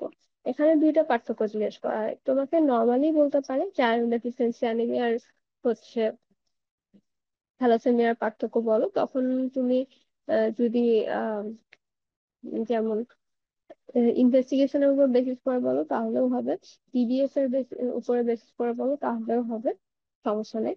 কিন্তু সমস্যা হচ্ছে যখন পিডিএফ এর ডিফারেন্স জিজ্ঞেস করবে, যে আয়রন ডেফিসিয়েন্সি অ্যানিমিয়া আর থ্যালাসেমিয়ার দুইটা ব্লাড সেল, এই দুইটা ব্লাড সেল তুমি কিভাবে আলাদা করো। ঠিক আছে, এই কোয়েশ্চেনটা কিন্তু খুবই ইম্পর্টেন্ট। এই কোয়েশ্চেনটা তোমরা করে নিবা অ্যান্সারটা। ওকে।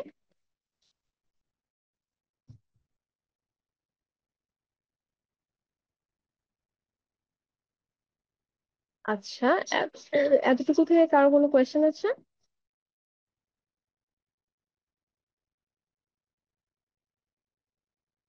তোমরা একটু রেসপন্স করো, তাহলে আমি বুঝতে পারবো যে তোমরা ক্লাসটা করছো।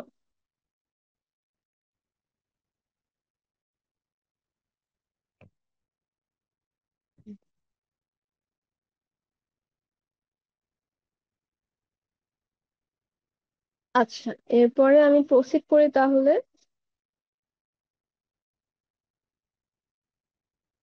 আর একটা ইম্পর্টেন্ট জিনিস যেটা, সেটা হচ্ছে থ্যালাসেমিয়া কাকে বলে, হিমোগ্লোবিনোপ্যাথি কাকে বলে। এটা আমি গত ক্লাসে অলরেডি আলোচনা করে ফেলেছি, তোমরা আর গত ক্লাসের লেকচার থেকে একটু দেখে নেবে।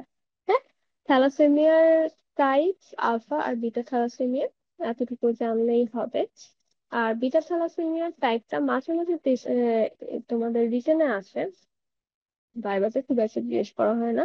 হিমোগ্লোবিনোপ্যাথিসের টাইপ বা এক্সাম্পল যেটাই বল না কেন, এটা কিন্তু জিজ্ঞেস করা হয়, এটা আমাদেরকে পড়তে হবে। ওকে। আর এমনিতে আমরা তো প্রত্যেকটা ল্যাব ডায়াগনোসিস করবোই। আমি সেই ল্যাব ডায়াগনোসিসটা দেখাই দিই, এখানে আমাদের কি কি করতে হবে। আমি এখানে একটা চার্ট দিয়েছি তোমাদের প্রত্যেকটা ল্যাব ডায়াগনোসিসের পিভিএফ ফাইন্ডিংটা। হ্যাঁ, তাহলে তোমাদের একসাথে পড়তে সুবিধা হবে। তাহলে তোমাদের কি কি অ্যাকচুয়ালি অ্যানিমিয়া থেকে কোন কোন অ্যানিমিয়াটা পড়তে হবে, থ্যালাসেমিয়া পড়তে হবে, আয়রন ডেফিসিয়েন্সি পড়তে হবে, iron deficiency anaemia, aplastic anaemia, megaloblastic anaemia. ঠিক আছে, হিমোলাইটিক অ্যানিমিয়াটা খুব বেশি আছে না। আমি বলবো এই চারটা অ্যানিমিয়া পড়লে তোমাদের মোটামুটি এক্সামের কমন হবে, both written and viva. Okay. Aplastic অ্যানিমিয়ার কজ, প্যানসাইটোপেনিয়ার কজ খুবই ইম্পর্টেন্ট, তোমাদের ভাইভাতে জিজ্ঞেস করা হয়। ওকে।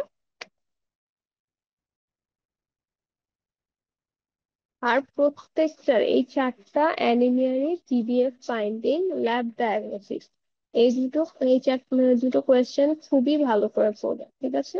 আর মেগালোব্লাস্টিক অ্যানিমিয়ার টাইপ আর কজ, এটা একটু দেখে নিবা। হ্যাঁ, মাঝে মাঝে এটা ভাইভাতে জিজ্ঞেস করা হয়।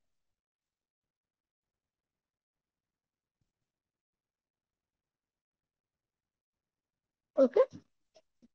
আচ্ছা, আর একটা জিনিস তোমাদের ভাইভাতে আছে হিমোলাইটিক অ্যানিমিয়ার কজ। ওকে। একটা হচ্ছে এক্সট্রিনসিক কজ আর একটা হচ্ছে ইন্ট্রিনসিক, প্রত্যেকটারই এক্সাম্পল কজ, এক্সট্রিনসিক মেকানিজমের মধ্যে কি কি আছে, ইমিউন মেকানিজম, নন ইমিউন মেকানিজম, প্রত্যেকটার এক্সাম্পল পড়তে হবে। ওকে।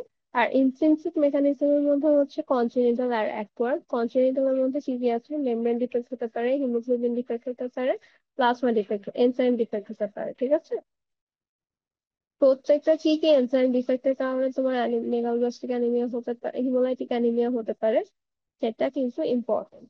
দুইটা এনজাইম মেইনলি কাজ করে, পাইরুভেট কাইনেজ আর একটা হচ্ছে গ্লুকোজ সিক্স ফসফেটেজ। হ্যাঁ, এই দুইটা এনজাইমের কারণে আমাদের হিমোলাইটিক অ্যানিমিয়া হতে পারে। ঠিক আছে, তাহলে তোমরা হিমোলাইটিক অ্যানিমিয়ার কজ দুই ধরনের কজ মেইনলি, একটা হচ্ছে ইন্ট্রিনসিক মেকানিজমের কজ আর একটা হচ্ছে এক্সট্রিনসিক মেকানিজমের কজ। প্রত্যেকটা কজ এবং কজের ভিতরে যে টাইপ গুলো আছে সেগুলো পড়ে ফেলবা। ওকে।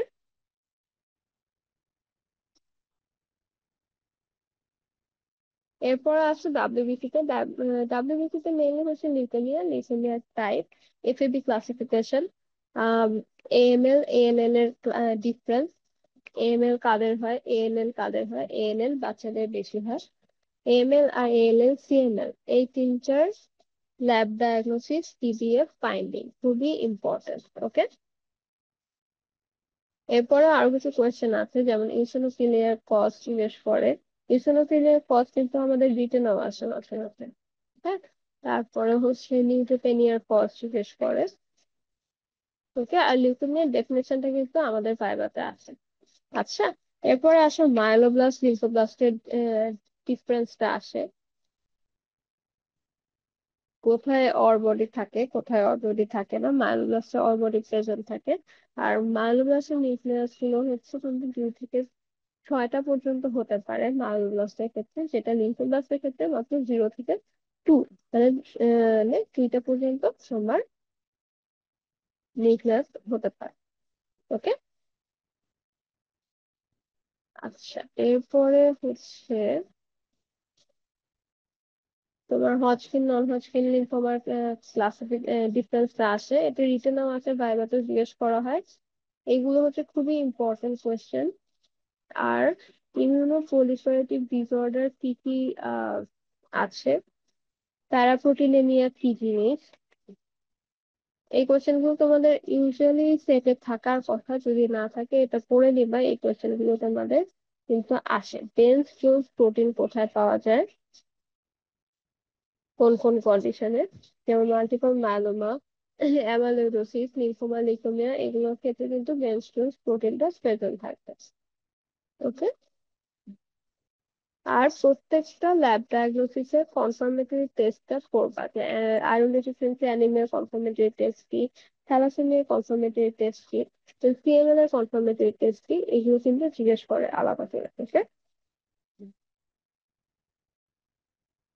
আচ্ছা, ডাব্লিউবিসি থেকে মোটামুটি এগুলোই ছিল। এরপরে আসো প্লাটিলেট। প্লাটিলেটে মেনলি কি হয়, ব্লিডিং ডিসঅর্ডার হয়।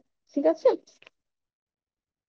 তাহলে ব্লিডিং ডিসঅর্ডার কি কি আছে, দেন থ্রোম্বোসাইটোপেনিয়ার cause, bleeding disorder screening test, এগুলো কিন্তু আমাদের জিজ্ঞেস করে ভাইভাতে। থ্রোম্বোসাইটোপেনিয়ার কজ অ্যাকোয়ার্ড আর কনজেনিটাল আলাদা করে বলতে হবে। ওকে।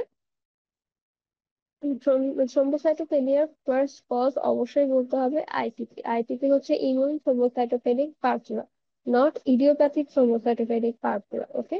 আইটিপি যদি ফুল ফর্ম জিজ্ঞেস করে তোমরা বলবা ইমিউন থ্রোম্বোসাইটোপেনিক পার্পুলা। ঠিক আছে। এটা যেন ভুল না হয়। আইটিপি ল্যাব ডায়াগনোসিস আমি আগেই বলেছি, আইটিপি ল্যাব ডায়াগনোসিস ইম্পর্টেন্ট। দেন ডিআইসি এর ল্যাব ডায়াগনোসিসটাও কিন্তু ইম্পর্টেন্ট। হিমোফিলিয়ার ক্ষেত্রে কনফার্মেটরি টেস্ট, হিমোফিলিয়া এ এর জন্য কোনটা, হিমোফিলিয়া বি এর জন্য কোনটা, এটা আমাদের জানতে হবে। ফ্যাক্টর 9 এসে ফ্যাক্টর 8 এসে, ঠিক আছে, কোনটা এর জন্য করা হয় আমাদেরকে কিন্তু জানতে হয়। ওকে। আর এছাড়াও তোমার এরপরে কিছু আছে যে অ্যান্টিকোয়াগুলেন্টস কি কি আছে, এগুলো আমাদের ফিজিওলজি পড়া, আমরা ফার্স্ট ইয়ারে অলরেডি পড়ে এসেছি। অ্যান্টিকোয়াগুলেন্টস এর টাইপ, এক্সাম্পল, এগুলো ধরা হয়। ঠিক আছে। আর এখান থেকে খুব একটা কিছু আসে না। এই ছিল আমাদের আজকে তোমার হেমাটোলজির পার্ট থেকে আলোচনা। তাহলে আমরা দুইটা আলোচনা পার্টের আলোচনা শেষ করলাম, জেনারেল প্যাথোলজি আর একটা হচ্ছে হেমাটোলজি। ঠিক আছে। এই দুইটা পার্ট থেকে কোনো কোশ্চেন আছে? আর এটা হচ্ছে তোমার ল্যাবরেটরি ডায়াগনোসিস, হেমাটোলজি সবগুলো একসাথে দেওয়া হয়েছে। এখানে ছবিটা খুব একটা ক্লিয়ার না, আমি গ্রুপে ছবিটা আবার দিয়ে দিব, তো দ্যাট তোমাদের সুবিধা হয়। ওকে। কোনো কোয়েশ্চেন থাকলে জিজ্ঞেস করতে পারো। তাহলে আমরা একটা বোর্ড শেষ করলাম, আর একটা বোর্ডে আমরা মেইনলি পাবো ক্লিনিক্যাল প্যাথোলজি আর হচ্ছে সিস্টেমিক প্যাথোলজি। এই দুইটা বোর্ডে অ্যাকচুয়ালি খুব একটা ক্রিটিক্যাল কোয়েশ্চেন করে না। সিস্টেমিক প্যাথোলজির ক্ষেত্রে কিন্তু অবশ্যই আমরা প্রত্যেকটা টিউমারের নাম পড়বো, ঠিক আছে? সিস্টেমিক প্যাথোলজির ক্ষেত্রে আমরা ব্লাড ভেসেলস আর হার্ট থেকে কিছু কিছু কোয়েশ্চেন জিজ্ঞেস করা হয়, যেটা হচ্ছে এটা মেইনলি রিটেনের কোয়েশ্চেন গুলোই আমাদের ভাইভাতে জিজ্ঞেস করা হয়। রিটেনের জন্য আমরা যেসব কোয়েশ্চেন আলোচনা করেছি ওগুলো যদি পড়ে ফেলি আমরা, তাহলে কিন্তু আমাদের ভাইবার প্রিপারেশন হয়ে যাবে ওখানে।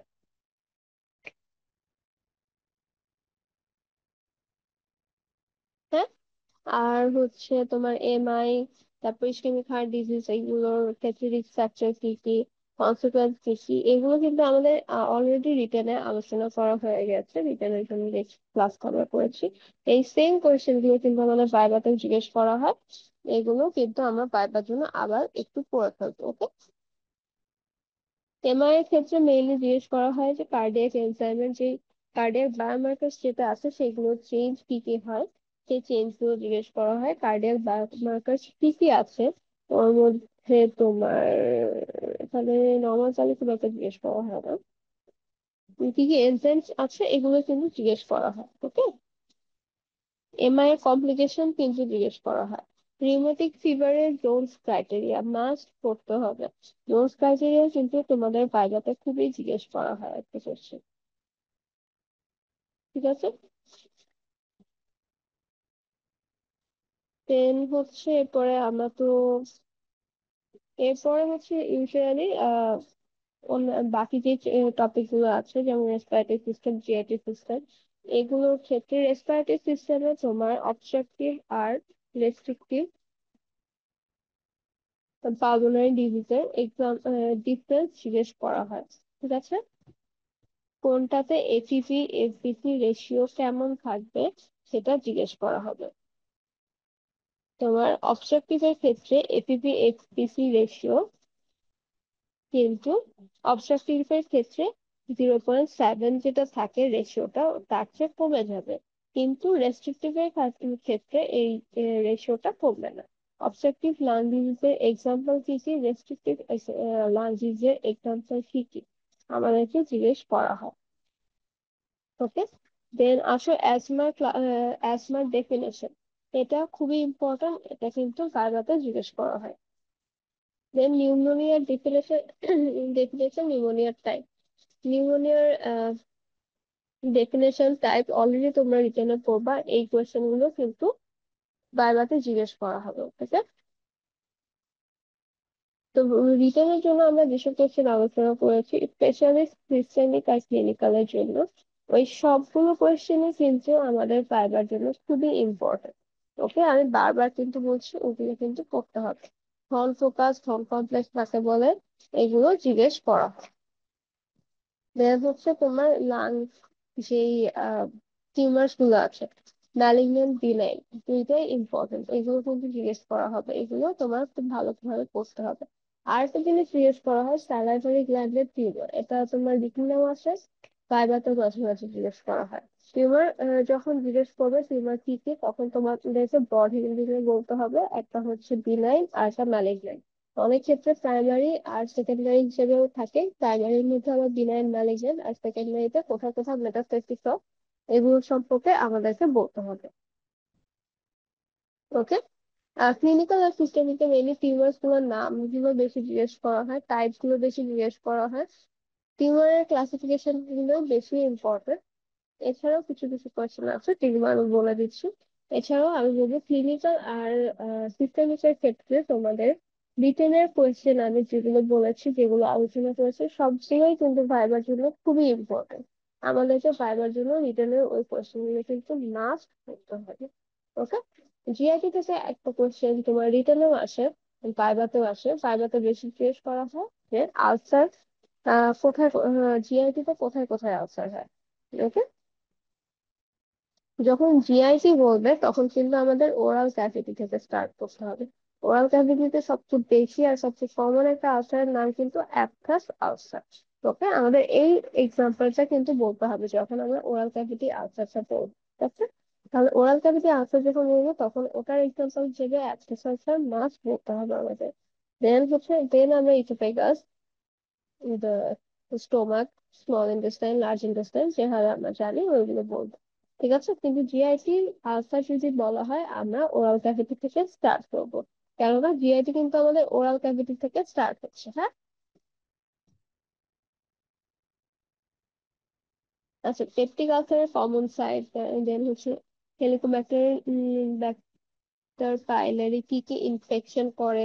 ঠিক আছে, তারপরে হেলিকোব্যাক্টার পাইলেরির দিয়ে কিন্তু গ্যাস্ট্রিক কার্সিনোমা হয়। ওকে, হেলিকোব্যাক্টার পাইলেরি কিভাবে পেপটিক আলসার প্রডিউস করে, মানে প্যাথোজেনেসিসটা, এগুলো আমরা রিটার্নের জন্য পড়েছি, এগুলো ফাইবার জন্য আমরা আবার পড়বো। ওকে, আর একটা পেপটিক আলসারের মরফোলজিটা কেমন হবে, মানে morphological features of peptic ulcer, এটা আমাদের ভাইভাতে জিজ্ঞেস করা হয়। তারপরে আরেকটা জিনিস জিজ্ঞেস করা হয়, এটা হচ্ছে আলসারেটিভ কোলাইটিস আর কলসিসের পার্থক্য। ওকে, দেন গ্যাস্ট্রিক কার্সিনোমার যে মরফোলজি আছে সেটা আমাদের জিজ্ঞেস করা হয়। মরফোলজি জিজ্ঞেস করা হলে আমরা দুইটা ব্রড হেডিং এ বলবো, প্রথমে ম্যাক্রোস্কোপিক আর বা গ্রস যে অ্যাপিয়ারেন্স সেটা বলবো, আর এটা হচ্ছে মাইক্রোস্কোপিক অ্যাপিয়ারেন্স। ওকে, গ্রস অ্যাপিয়ারেন্সে কি কি দেখা যাবে আর মাইক্রোস্কোপিক অ্যাপিয়ারেন্সে কি কি দেখা যাবে, আমরা দুইটা আলাদা করে বলবো। হ্যাঁ, তাহলে আমাদের বাইরেতে অ্যান্সারটা প্রপারলি হবে।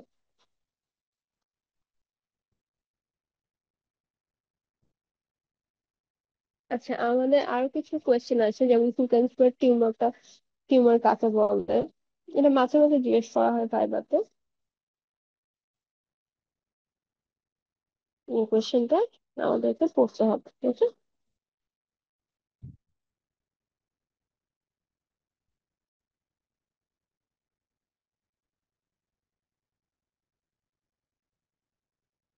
তারপরে জিআরটি থেকে মেনলি এগুলোই আছে। তারপর হচ্ছে লিভার বা biliary ট্র্যাক্টে যদি আমরা যাই, এখানেও আমাদের সেম। ফার্স্টে হচ্ছে আমাদের কি কি টিউমার গুলো আছে সেগুলো পড়তে হবে। বিনাইন ম্যালিগন্যান্ট আলাদা করে পড়বো, দেন হচ্ছে সেকেন্ডারি বা মেটাস্টেসিস কোথায় কোথায় হয় সেগুলো পড়বো। ওকে, দেন হচ্ছে genital system, female genital system, সবগুলোরই টিউমার্স গুলো খুবই ইম্পর্টেন্ট। ব্রেস্টের ক্ষেত্রেও টিউমার্স গুলো খুবই ইম্পর্টেন্ট। ঠিক আছে, এখানে তাহলে GIT, liver and biliary tract, male genital system, female genital system, এই চ্যাপ্টার থেকে আবার হচ্ছে বোন, মোস্ট একটু পরে আলোচনা হচ্ছে। এই চ্যাপ্টার থেকে কিন্তু আমাদের টিউমার্স এর যে ক্লাসিফিকেশন খুবই খুবই ইম্পর্টেন্ট, এটা কিন্তু আমাদের মাস্ট করতে হচ্ছে। ওকে, আচ্ছা, দেন হচ্ছে লিভার থেকে তো অবভিয়াসলি সিরোসিস অফ লিভার জিজ্ঞেস করবে, এটা তোমরা অলরেডি রিটেনের জন্য পড়বা। সেম পড়াশোনা ফাইবার জন্য। হ্যাঁ, কিছু কিছু এক্সট্রা আছে, যেমন সিরোসিস অফ লিভারের ক্লাসিফিকেশন, এটা তোমাদের রিটেনে এসেছে কিন্তু অলরেডি বোর্ডে, এটা ফাইবারতে জিজ্ঞেস করা হয়। তারপরে হচ্ছে হেপাটাইটিস সম্পর্কে আমি নতুন করে কিছু পড়বো না, এটা আমরা অনেক আগে থেকে পড়ে আসছি। এটা সম্পর্কে আমরা রিটেনের জন্য তো পড়বোই, সেম ভাইবার জন্য রিটেনের কোয়েশ্চেন গুলো ইম্পর্টেন্ট, ওগুলো পড়তে হবে। ওকে, তারপর এখানে আরো কিছু আছে গল ব্লাডারের ক্ষেত্রে, গল ব্লাডার স্টোন কি কি, হ্যাঁ, কোন স্টোন কিভাবে ফর্ম হয়। তো একটা হচ্ছে তোমার কোলেস্টেরল স্টোন আর একটা হচ্ছে পিগমেন্ট স্টোন, কোনটা কিভাবে ফর্মেশন হচ্ছে এটা কিন্তু আমাদের ভাইভাতে জিজ্ঞেস করে। গল স্টোনের কমপ্লিকেশন কি, হ্যাঁ, রিস্ক ফ্যাক্টর কি, এগুলো কিন্তু জিজ্ঞেস করা হয়।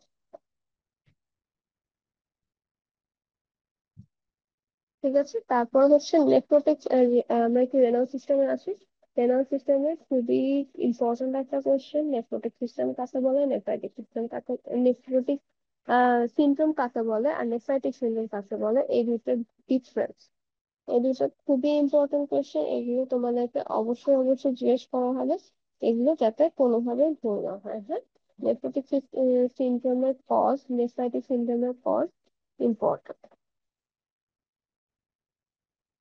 ঠিক আছে, বাচ্চাদের ক্ষেত্রে বাচ্চাদের মানে একদম নিউনার্সদের ক্ষেত্রে কোনটা হয়, দেন হচ্ছে এইজ গ্যাপ যেটা, এই ডিফারেন্স নেফ্রাইটিক সিনড্রোম আর নেফ্রোটিক সিনড্রোম দুইটা কিন্তু ইম্পর্টেন্ট, এটা কিন্তু তোমাদেরকে জিজ্ঞেস করবে, ঠিক আছে। দেন হচ্ছে রেনাল স্টোন কি কি আছে।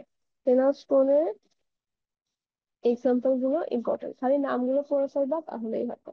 হ্যাঁ, আর হচ্ছে কিডনি যে ম্যালিগনেন্সি গুলো, সেগুলো কিন্তু মাস্ট করতে হবে। সিস্টেমিক প্যাথোলজিতে তোমার টিউমার্স এর নাম must must must important.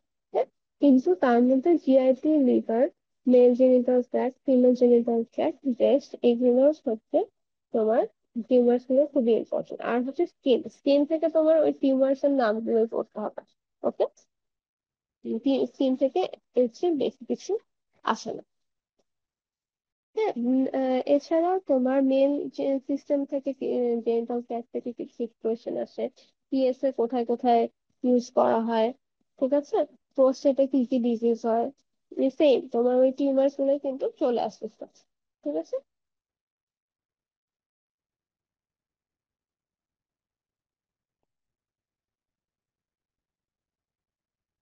In female genital ট্র্যাক্টের ক্ষেত্রে হচ্ছে ইন্টারাক্টার ম্যালিগন্যান্সি, দেন হচ্ছে সিআইএন কাকে বলে, কার্সিনোমা সার্ভিক্স এর প্যাথোজেনেসিস। এটা রিটার্নের জন্য যেহেতু পড়বা, এটা ভাইবার জন্য কিন্তু খুবই ইম্পর্টেন্ট। হ্যাঁ, কার্সিনোমা সার্ভিক্স এর রিস্ক ফ্যাক্টর, এগুলো ট্রান্সফরমেশন জোন কাকে বলে। এই কোশ্চেন গুলো তোমাদের ভাইবার জন্য খুবই ইম্পর্টেন্ট কোশ্চেন। ওকে, দেন হচ্ছে অ্যাবনর্মাল ব্লিডিং কোথায়, তোমার এইজ গ্রুপ ডিভিশন অনুযায়ী কিন্তু কজ ডিফারেন্ট হয়ে থাকে। হ্যাঁ, তো এইজ গ্রুপ ওয়াইজ কজ গুলো একটু পড়ে ফেলতে, এগুলো কিন্তু রিটেনেও আছে এই কোয়েশ্চেন গুলো, হ্যাঁ, কিন্তু বাইরের জন্য বেশি ইম্পর্টেন্ট। ওপারের টিউমার, টিউমার কি কি আছে। দেন হচ্ছে এই ওভারের ক্ষেত্রে আর একটা ইম্পর্টেন্ট কোয়েশ্চেন হচ্ছে হরমোন প্রডিউসিং টিউমার গুলো কি কি। হ্যাঁ, এই কোয়েশ্চেনটা কিন্তু তোমাদের ভাইভাতে খুবই জিজ্ঞেস করা হয়, ঠিক আছে। ব্রেস্টের ক্ষেত্রে অবভিয়াসলি তুমি একটা ব্রেস্ট লাম্প কিভাবে ডায়াগনোসিস করবা, ব্রেস্ট লাম্পের কজ গুলো, ব্রেস্ট লাম্পের কজ কিন্তু ভাইভাতে জিজ্ঞেস করা হয় যদি ব্রেস্ট থেকে কোয়েশ্চেন করে। দেন হচ্ছে টিউমার্স, টিউমার্স এখানে খুবই ইম্পর্টেন্ট, আমি বারবার বলছি টিউমার্স গুলো কিন্তু ভালো করে পড়ে ফেলতে। হ্যাঁ, তারপরে আসো বোনসের ক্ষেত্রে টিউমারের ক্লাসিফিকেশন, অস্টিওমাইলাইটিসের কজ, অস্টিওমাইলাইটিসের ডেফিনেশন, অস্টিওমাইলাইটিসের প্যাথোজেনেসিস। এই কয়েকটা কোয়েশ্চেন তোমার ভাইবার জন্য খুবই ইম্পর্টেন্ট, ঠিক আছে। Then এখান থেকে আর হচ্ছে নার্ভাস সিস্টেমও তোমার টিউমার গুলো ইম্পর্টেন্ট, এটা ভাইবার জন্য জিজ্ঞেস করা হয়। তো সিস্টেমিক থেকে মোটামুটি এগুলো ছিল। সিস্টেমিক থেকে আর কারো কোনো কোয়েশ্চেন আছে বলতে পারো। আর স্কিন থেকে আমি যেটা বলবো, স্কিনের বিনাইন টিউমার, ম্যালিগন্যান্ট টিউমার আর ম্যালিগন্যান্ট লেশন আর ম্যালিগন্যান্ট টিউমার, এই তিনটা এক্সাম্পল অবভিয়াসলি অবভিয়াসলি পড়ে যাবা ফাইবার আগে, ঠিক আছে। এই তিনটা থেকে একটা কোয়েশ্চেন হয় বিনাইন জিজ্ঞেস করবে, অথবা ম্যালিগন্যান্ট অথবা ম্যালিগন্যান্ট, এই তিনটা থেকে একটা তোমাকে জিজ্ঞেস করবে। ওকে, আর কোনটাকে রোডেন্ট আলসার বলা হয়, বেসাল সেল কার্সিনোমাকে রোডেন্ট আলসার বলা হয়। ওকে, আচ্ছা এন্ডোক্রাইন থেকে হচ্ছে ডায়াবেটিস মেলাটাসের টাইপ, থাইরয়েড, থাইরয়েডের যে নিওপ্লাজম গুলো, থাইরয়েডের নিওপ্লাজম কিন্তু খুবই ইম্পর্টেন্ট, ঠিক আছে। বিনাইনের কিছু অ্যাডেনোমা আছে, তারপর হচ্ছে ম্যালিগনেন্সি আছে, papillary carcinoma, medullary carcinoma, follicular carcinoma, এগুলো কিন্তু পড়তে হবে, ঠিক আছে। তো কোনটা সবচেয়ে কমন, প্যাপিলারি কার্সিনোমা, এটা একটু জানতে হবে।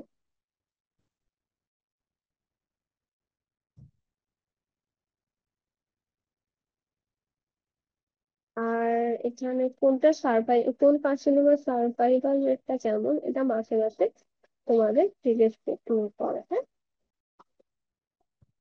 দেন গয়টার কাকে বলে, গয়টারের প্রাইমারি গয়টার যেটা বা সিম্পল গয়টার যেটা, সেটার প্যাথোজেনেসিসটা রিটার্নের জন্য তো তোমরা অবভিয়াসলি করবে, 5 বছর মাসে মাসে জিজ্ঞেস করা হয়। ঠিক আছে। আর হচ্ছে সিস্টেমিকটা মোটামুটি এগুলোই, আর ক্লিনিক্যালটা তো সিস্টেমিকের সাথেই আছে। ক্লিনিক্যাল থেকে mainly liver function test, renal function test গুলো করবা। জন্ডিসের ক্ষেত্রে তোমার জন্ডিসের টাইপ, তো তিনটা জন্ডিসের কজ, হ্যাঁ,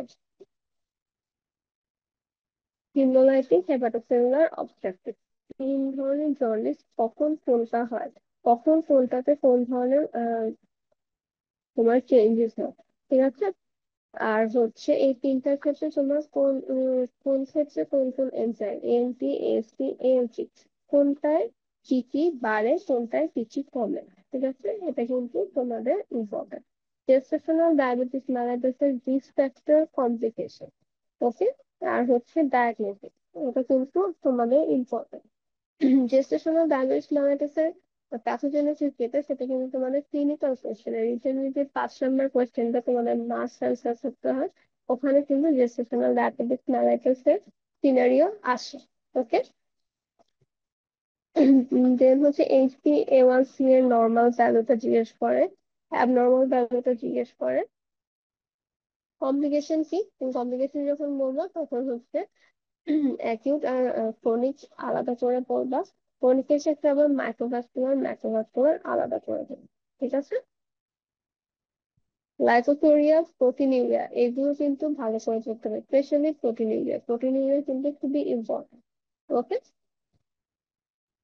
আর তোমার হচ্ছে ওজিডিটি, ওজিডিটির ভ্যালু গুলো, একটা হচ্ছে ফাস্টিং নিয়ে র্যান্ডমে 2 আওয়ার্স, পোস্ট প্রান্টিয়াম, তিনটারই তোমার নর্মাল, অ্যাবনর্মাল।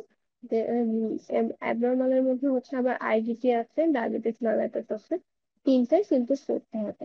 আবার আইজিটি কাকে বলে, আইএসটি কাকে বলে, হ্যাঁ, ইম্পেয়ার্ড ফাস্টিং গ্লুকোজ, হ্যাঁ, আর হচ্ছে ইম্পেয়ার্ড গ্লুকোজ টলারেন্স, এই দুইটার ডেফিনেশনটা কিন্তু করতে হবে, ঠিক আছে।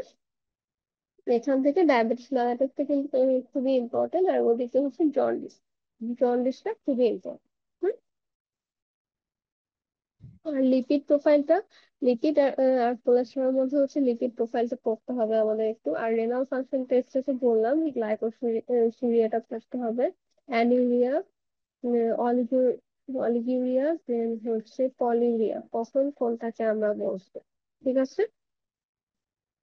পাইউরিয়া, হ্যাঁ, ইউপিআই এর রিজন মানে ইউপিআই কোন কোন ব্যাকটেরিয়ার কারণে হতে পারে, এগুলো কিন্তু আমাদের জিজ্ঞেস করে। হিমোগ্লোবিন ইউরিয়া, এটাও কিন্তু আমাদেরকে জিজ্ঞেস করে। হুম। আর রেনাল ফাংশন টেস্টে তোমার নর্মাল ভ্যালু যেগুলো আছে, রেনাল ফাংশন মানে রুটিন এক্সামিনেশন অফ ইউরিন আমরা কি কি করবো, ফিজিক্যাল এক্সামিনেশন, কেমিক্যাল, মাইক্রোস্কোপি। মাইক্রোস্কোপিতে কি কি কাজ পাওয়া যায়, কি কি সেল পাওয়া যায়, কি কি ক্রিস্টাল পাওয়া যায়, সবগুলোই কিন্তু আলাদা করে জিজ্ঞেস করা হয়, ঠিক আছে। আর একটা জিজ্ঞেস করা হয় তোমার বাইল সল্ট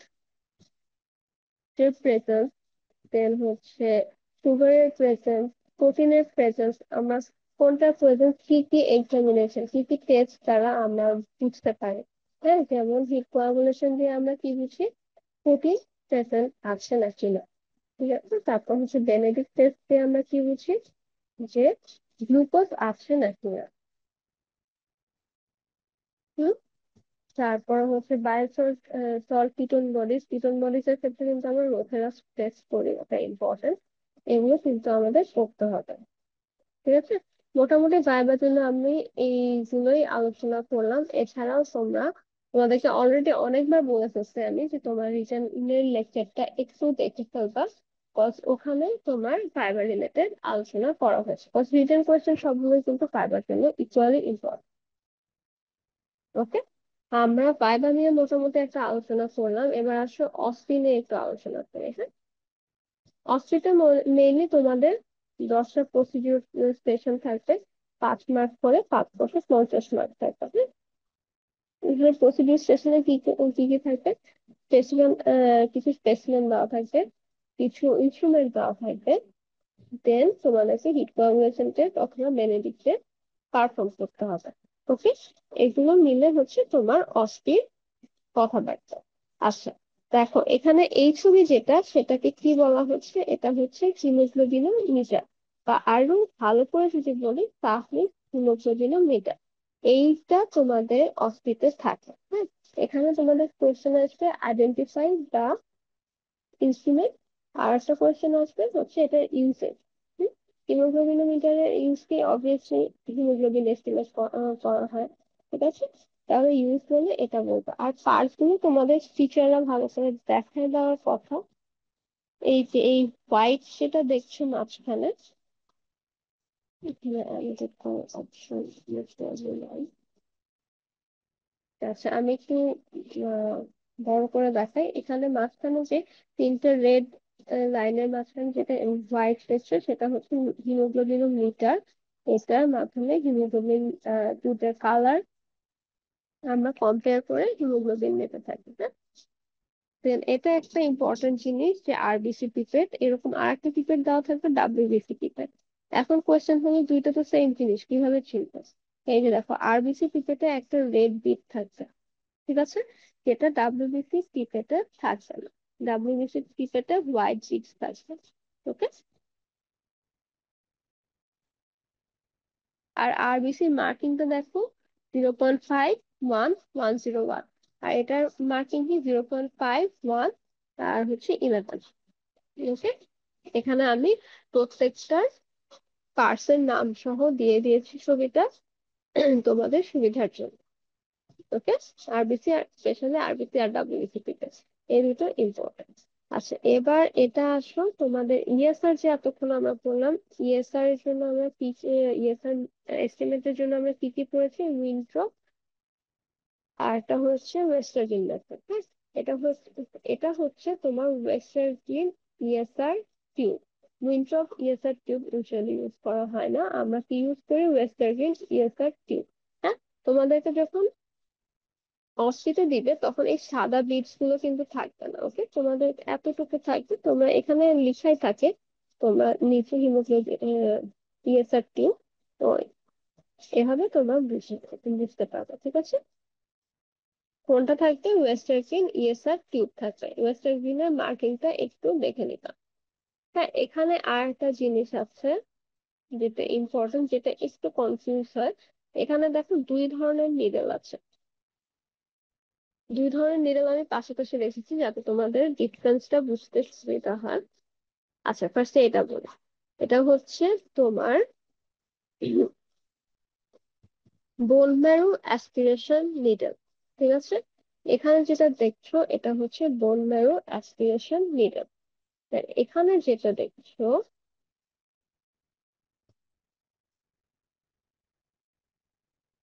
এটা হচ্ছে আমাদের লাম্বার পাংচার নিডেল, ওকে। এখানে দুইটা নিডেল আছে, দুইটা নিডেল একটু ভালোভাবে দেখো তোমরা। এটা হচ্ছে বোন ম্যারো অ্যাসপিরেশন নিডেল, এটা হচ্ছে লাম্বার পাংচার নিডেল। এগুলো যে পার্টস গুলো আমাদেরকে পড়ে ফেলতে হবে, ঠিক আছে।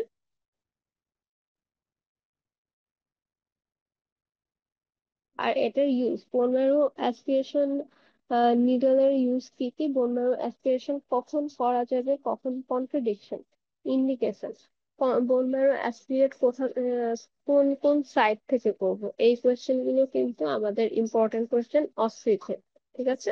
লাম্বার পাংচার কখন করা যাবে, কন্ট্রা ইন্ডিকেশন, ইন্ডিকেশন, ঠিক আছে। লাম্বার পাংচার কমপ্লিকেশন, এইগুলো কোয়েশ্চেন অস্ট্রির জন্য ইম্পর্টেন্ট, ঠিক আছে। এছাড়াও এগুলো ছাড়াও তোমাদের হচ্ছে দুইটা টেস্ট করতে যায়, পারফর্ম করতে যায়, একটা হচ্ছে হিট কোয়াগুলেশন টেস্ট আর একটা হচ্ছে বেনেডিক্ট টেস্ট।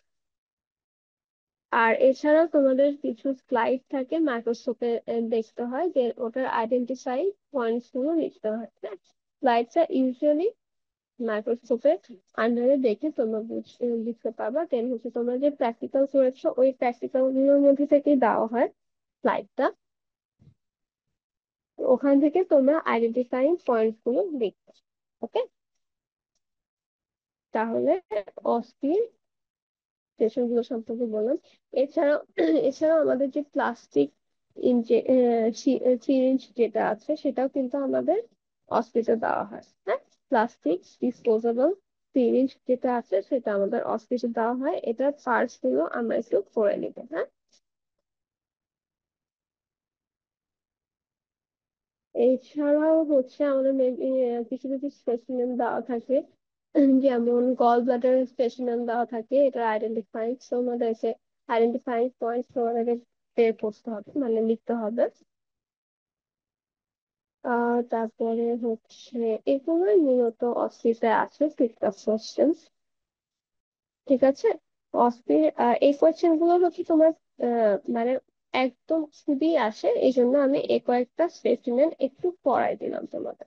হুম, এরপরে আসো প্র্যাকটিক্যাল। প্র্যাকটিক্যালে কি হয়, আমাদের অস্ট্রি আর প্র্যাকটিক্যাল একদিনে হবে আর ভাইবা আর একদিনে হবে। ওকে, তো অস্ট্রি হয়ে যাওয়ার পরে আমাদের প্র্যাকটিক্যাল হবে। প্র্যাকটিক্যাল আমাদের কি কি করতে হবে দেখো, একটা লং প্র্যাকটিক্যাল করতে হবে, ওখানে আমাদের একটা পিডিএফ স্লাইড প্রিপেয়ার করতে হবে। পিডিএফ স্লাইড, ওটা হচ্ছে আমাদের পিডিএফটা একটা পেরিফেরাল ব্লাড সেল আসতে হবে, মানে একটা সেল ওখানে, মানে একটা ব্লাড সেল, সরি, ওখানে কি ব্লাডের মানে আমাদের যে সেলুলার কম্পোনেন্ট যেগুলো আছে ব্লাডের, ওখানে কোনটা কত পার্সেন্ট এটা আমাদেরকে বের করতে হবে। হ্যাঁ, এটা হচ্ছে আমাদের নন প্র্যাকটিক্যাল।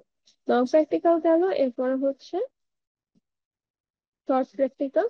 ইউজুয়ালি চারটা দেওয়া হয়ে থাকে, এটা হচ্ছে আমাদের স্পেসিমেন দিয়ে থাকে, স্লাইড দিয়ে থাকবে, দেওয়া থাকবে, আমরা স্লাইডটা আইডেন্টিফাই করব, আইডেন্টিফাই করে ওটার আইডেন্টিফাই পয়েন্ট কিছু লিখবো। হ্যাঁ, সেগুলো হচ্ছে আমরা প্র্যাকটিক্যাল খাতা যেগুলো রেডি করেছি ওখান থেকে ইউজুয়ালি দেওয়া হয়ে থাকে। ওকে, আর হচ্ছে এই যে লং প্র্যাকটিক্যাল যেটা করলাম ওটার জন্য আমাদের একটা স্লাইড প্রিপেয়ার করতে হয়, ওটা হচ্ছে প্র্যাকটিক্যাল নন প্র্যাকটিক্যাল লেখার সাথে সাথে তোমরা স্লাইডটাও প্রিপেয়ার করে ফেলতে পারবে। প্র্যাকটিক্যালি ইনাফ টাইম পাবা তোমরা, তো আশা করি লং প্র্যাকটিক্যালে খুব একটা সমস্যা হবে না। ঠিক আছে, তারপর প্র্যাকটিক্যাল মাঝে মাঝে টিচাররা কোয়েশ্চেন করে, তারা দুই দুই একটা কিছু করে যে তোমার তোমার যে স্পেসিমেন গুলো পড়লো ওটার উপর বেসিস করে, যদি তোমাদের ধরো থাইরয়েড কার্সিনোমা পড়ে, তখন টিচার জিজ্ঞেস করতে পারে যে থাইরয়েড ম্যালিগনেন্সি কি কি আছে, বিনাইন কি কি আছে, ম্যালিগনেন্ট কি কি আছে, মেটাস্টেসিস কোথায় কোথায় হয়। হ্যাঁ, এরকম কিছু কোয়েশ্চেন জিজ্ঞেস করতে পারে। যেমন বিনাইন প্রোস্টেটিক হাইপারপ্লাসিয়া আসতে পারে তোমার স্পেসিমেন স্লাইডের হিসেবে, তখন বিপিএইচ কেন হয়, বিপিএইচ এর ক্ষেত্রে তোমার পিএসএ চলে আসতে পারে, পিএসএ থেকে কোয়েশ্চেন করতে পারে, নর্মাল ভ্যালু কত, এটা টুকটাক ছোটখাটো কোয়েশ্চেন করতে পারে। ওকে, তাহলে এই হচ্ছে আজকের আমাদের সেশন। এখন কার কি কোয়েশ্চেন বলো, আমি তোমাদের কোয়েশ্চেন গুলো অ্যান্সার দেওয়ার চেষ্টা করি। মোটামুটি আমার আজকের আলোচনা শেষ, এখন তোমাদের কি কি কোয়েশ্চেন আছে আজকের আলোচনায় সেগুলো সম্পর্কে একটু আমরা জানবো। কারো কোনো কোয়েশ্চেন নাই, তাহলে কি আমরা শেষ করবো আজকের সেশন। আজকের সেশনে যা যা পড়ানো হয়েছে প্রত্যেকটা কিন্তু ভাইবার জন্য খুবই ইম্পর্টেন্ট। হ্যাঁ, আজকের টপিক গুলো যদি তোমরা ভাইবার আগে পড়তে পারো, মানে ভাইবার আগে এইসব কোয়েশ্চেন গুলো পড়ে যেতে পারো, আমার মনে হয় না তোমাদের কারো ভাইবা খারাপ হবে বা খারাপ হওয়ার কোনো চান্স আছে।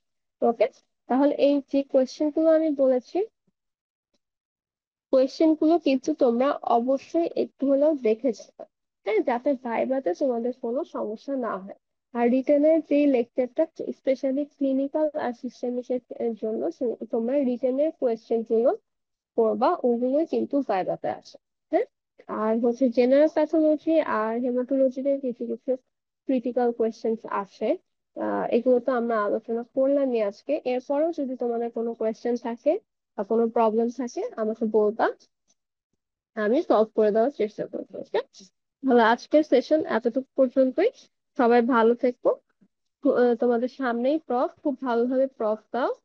দোয়া রইলো তোমাদের জন্য। ঠিক আছে, আসসালামু আলাইকুম সবাই।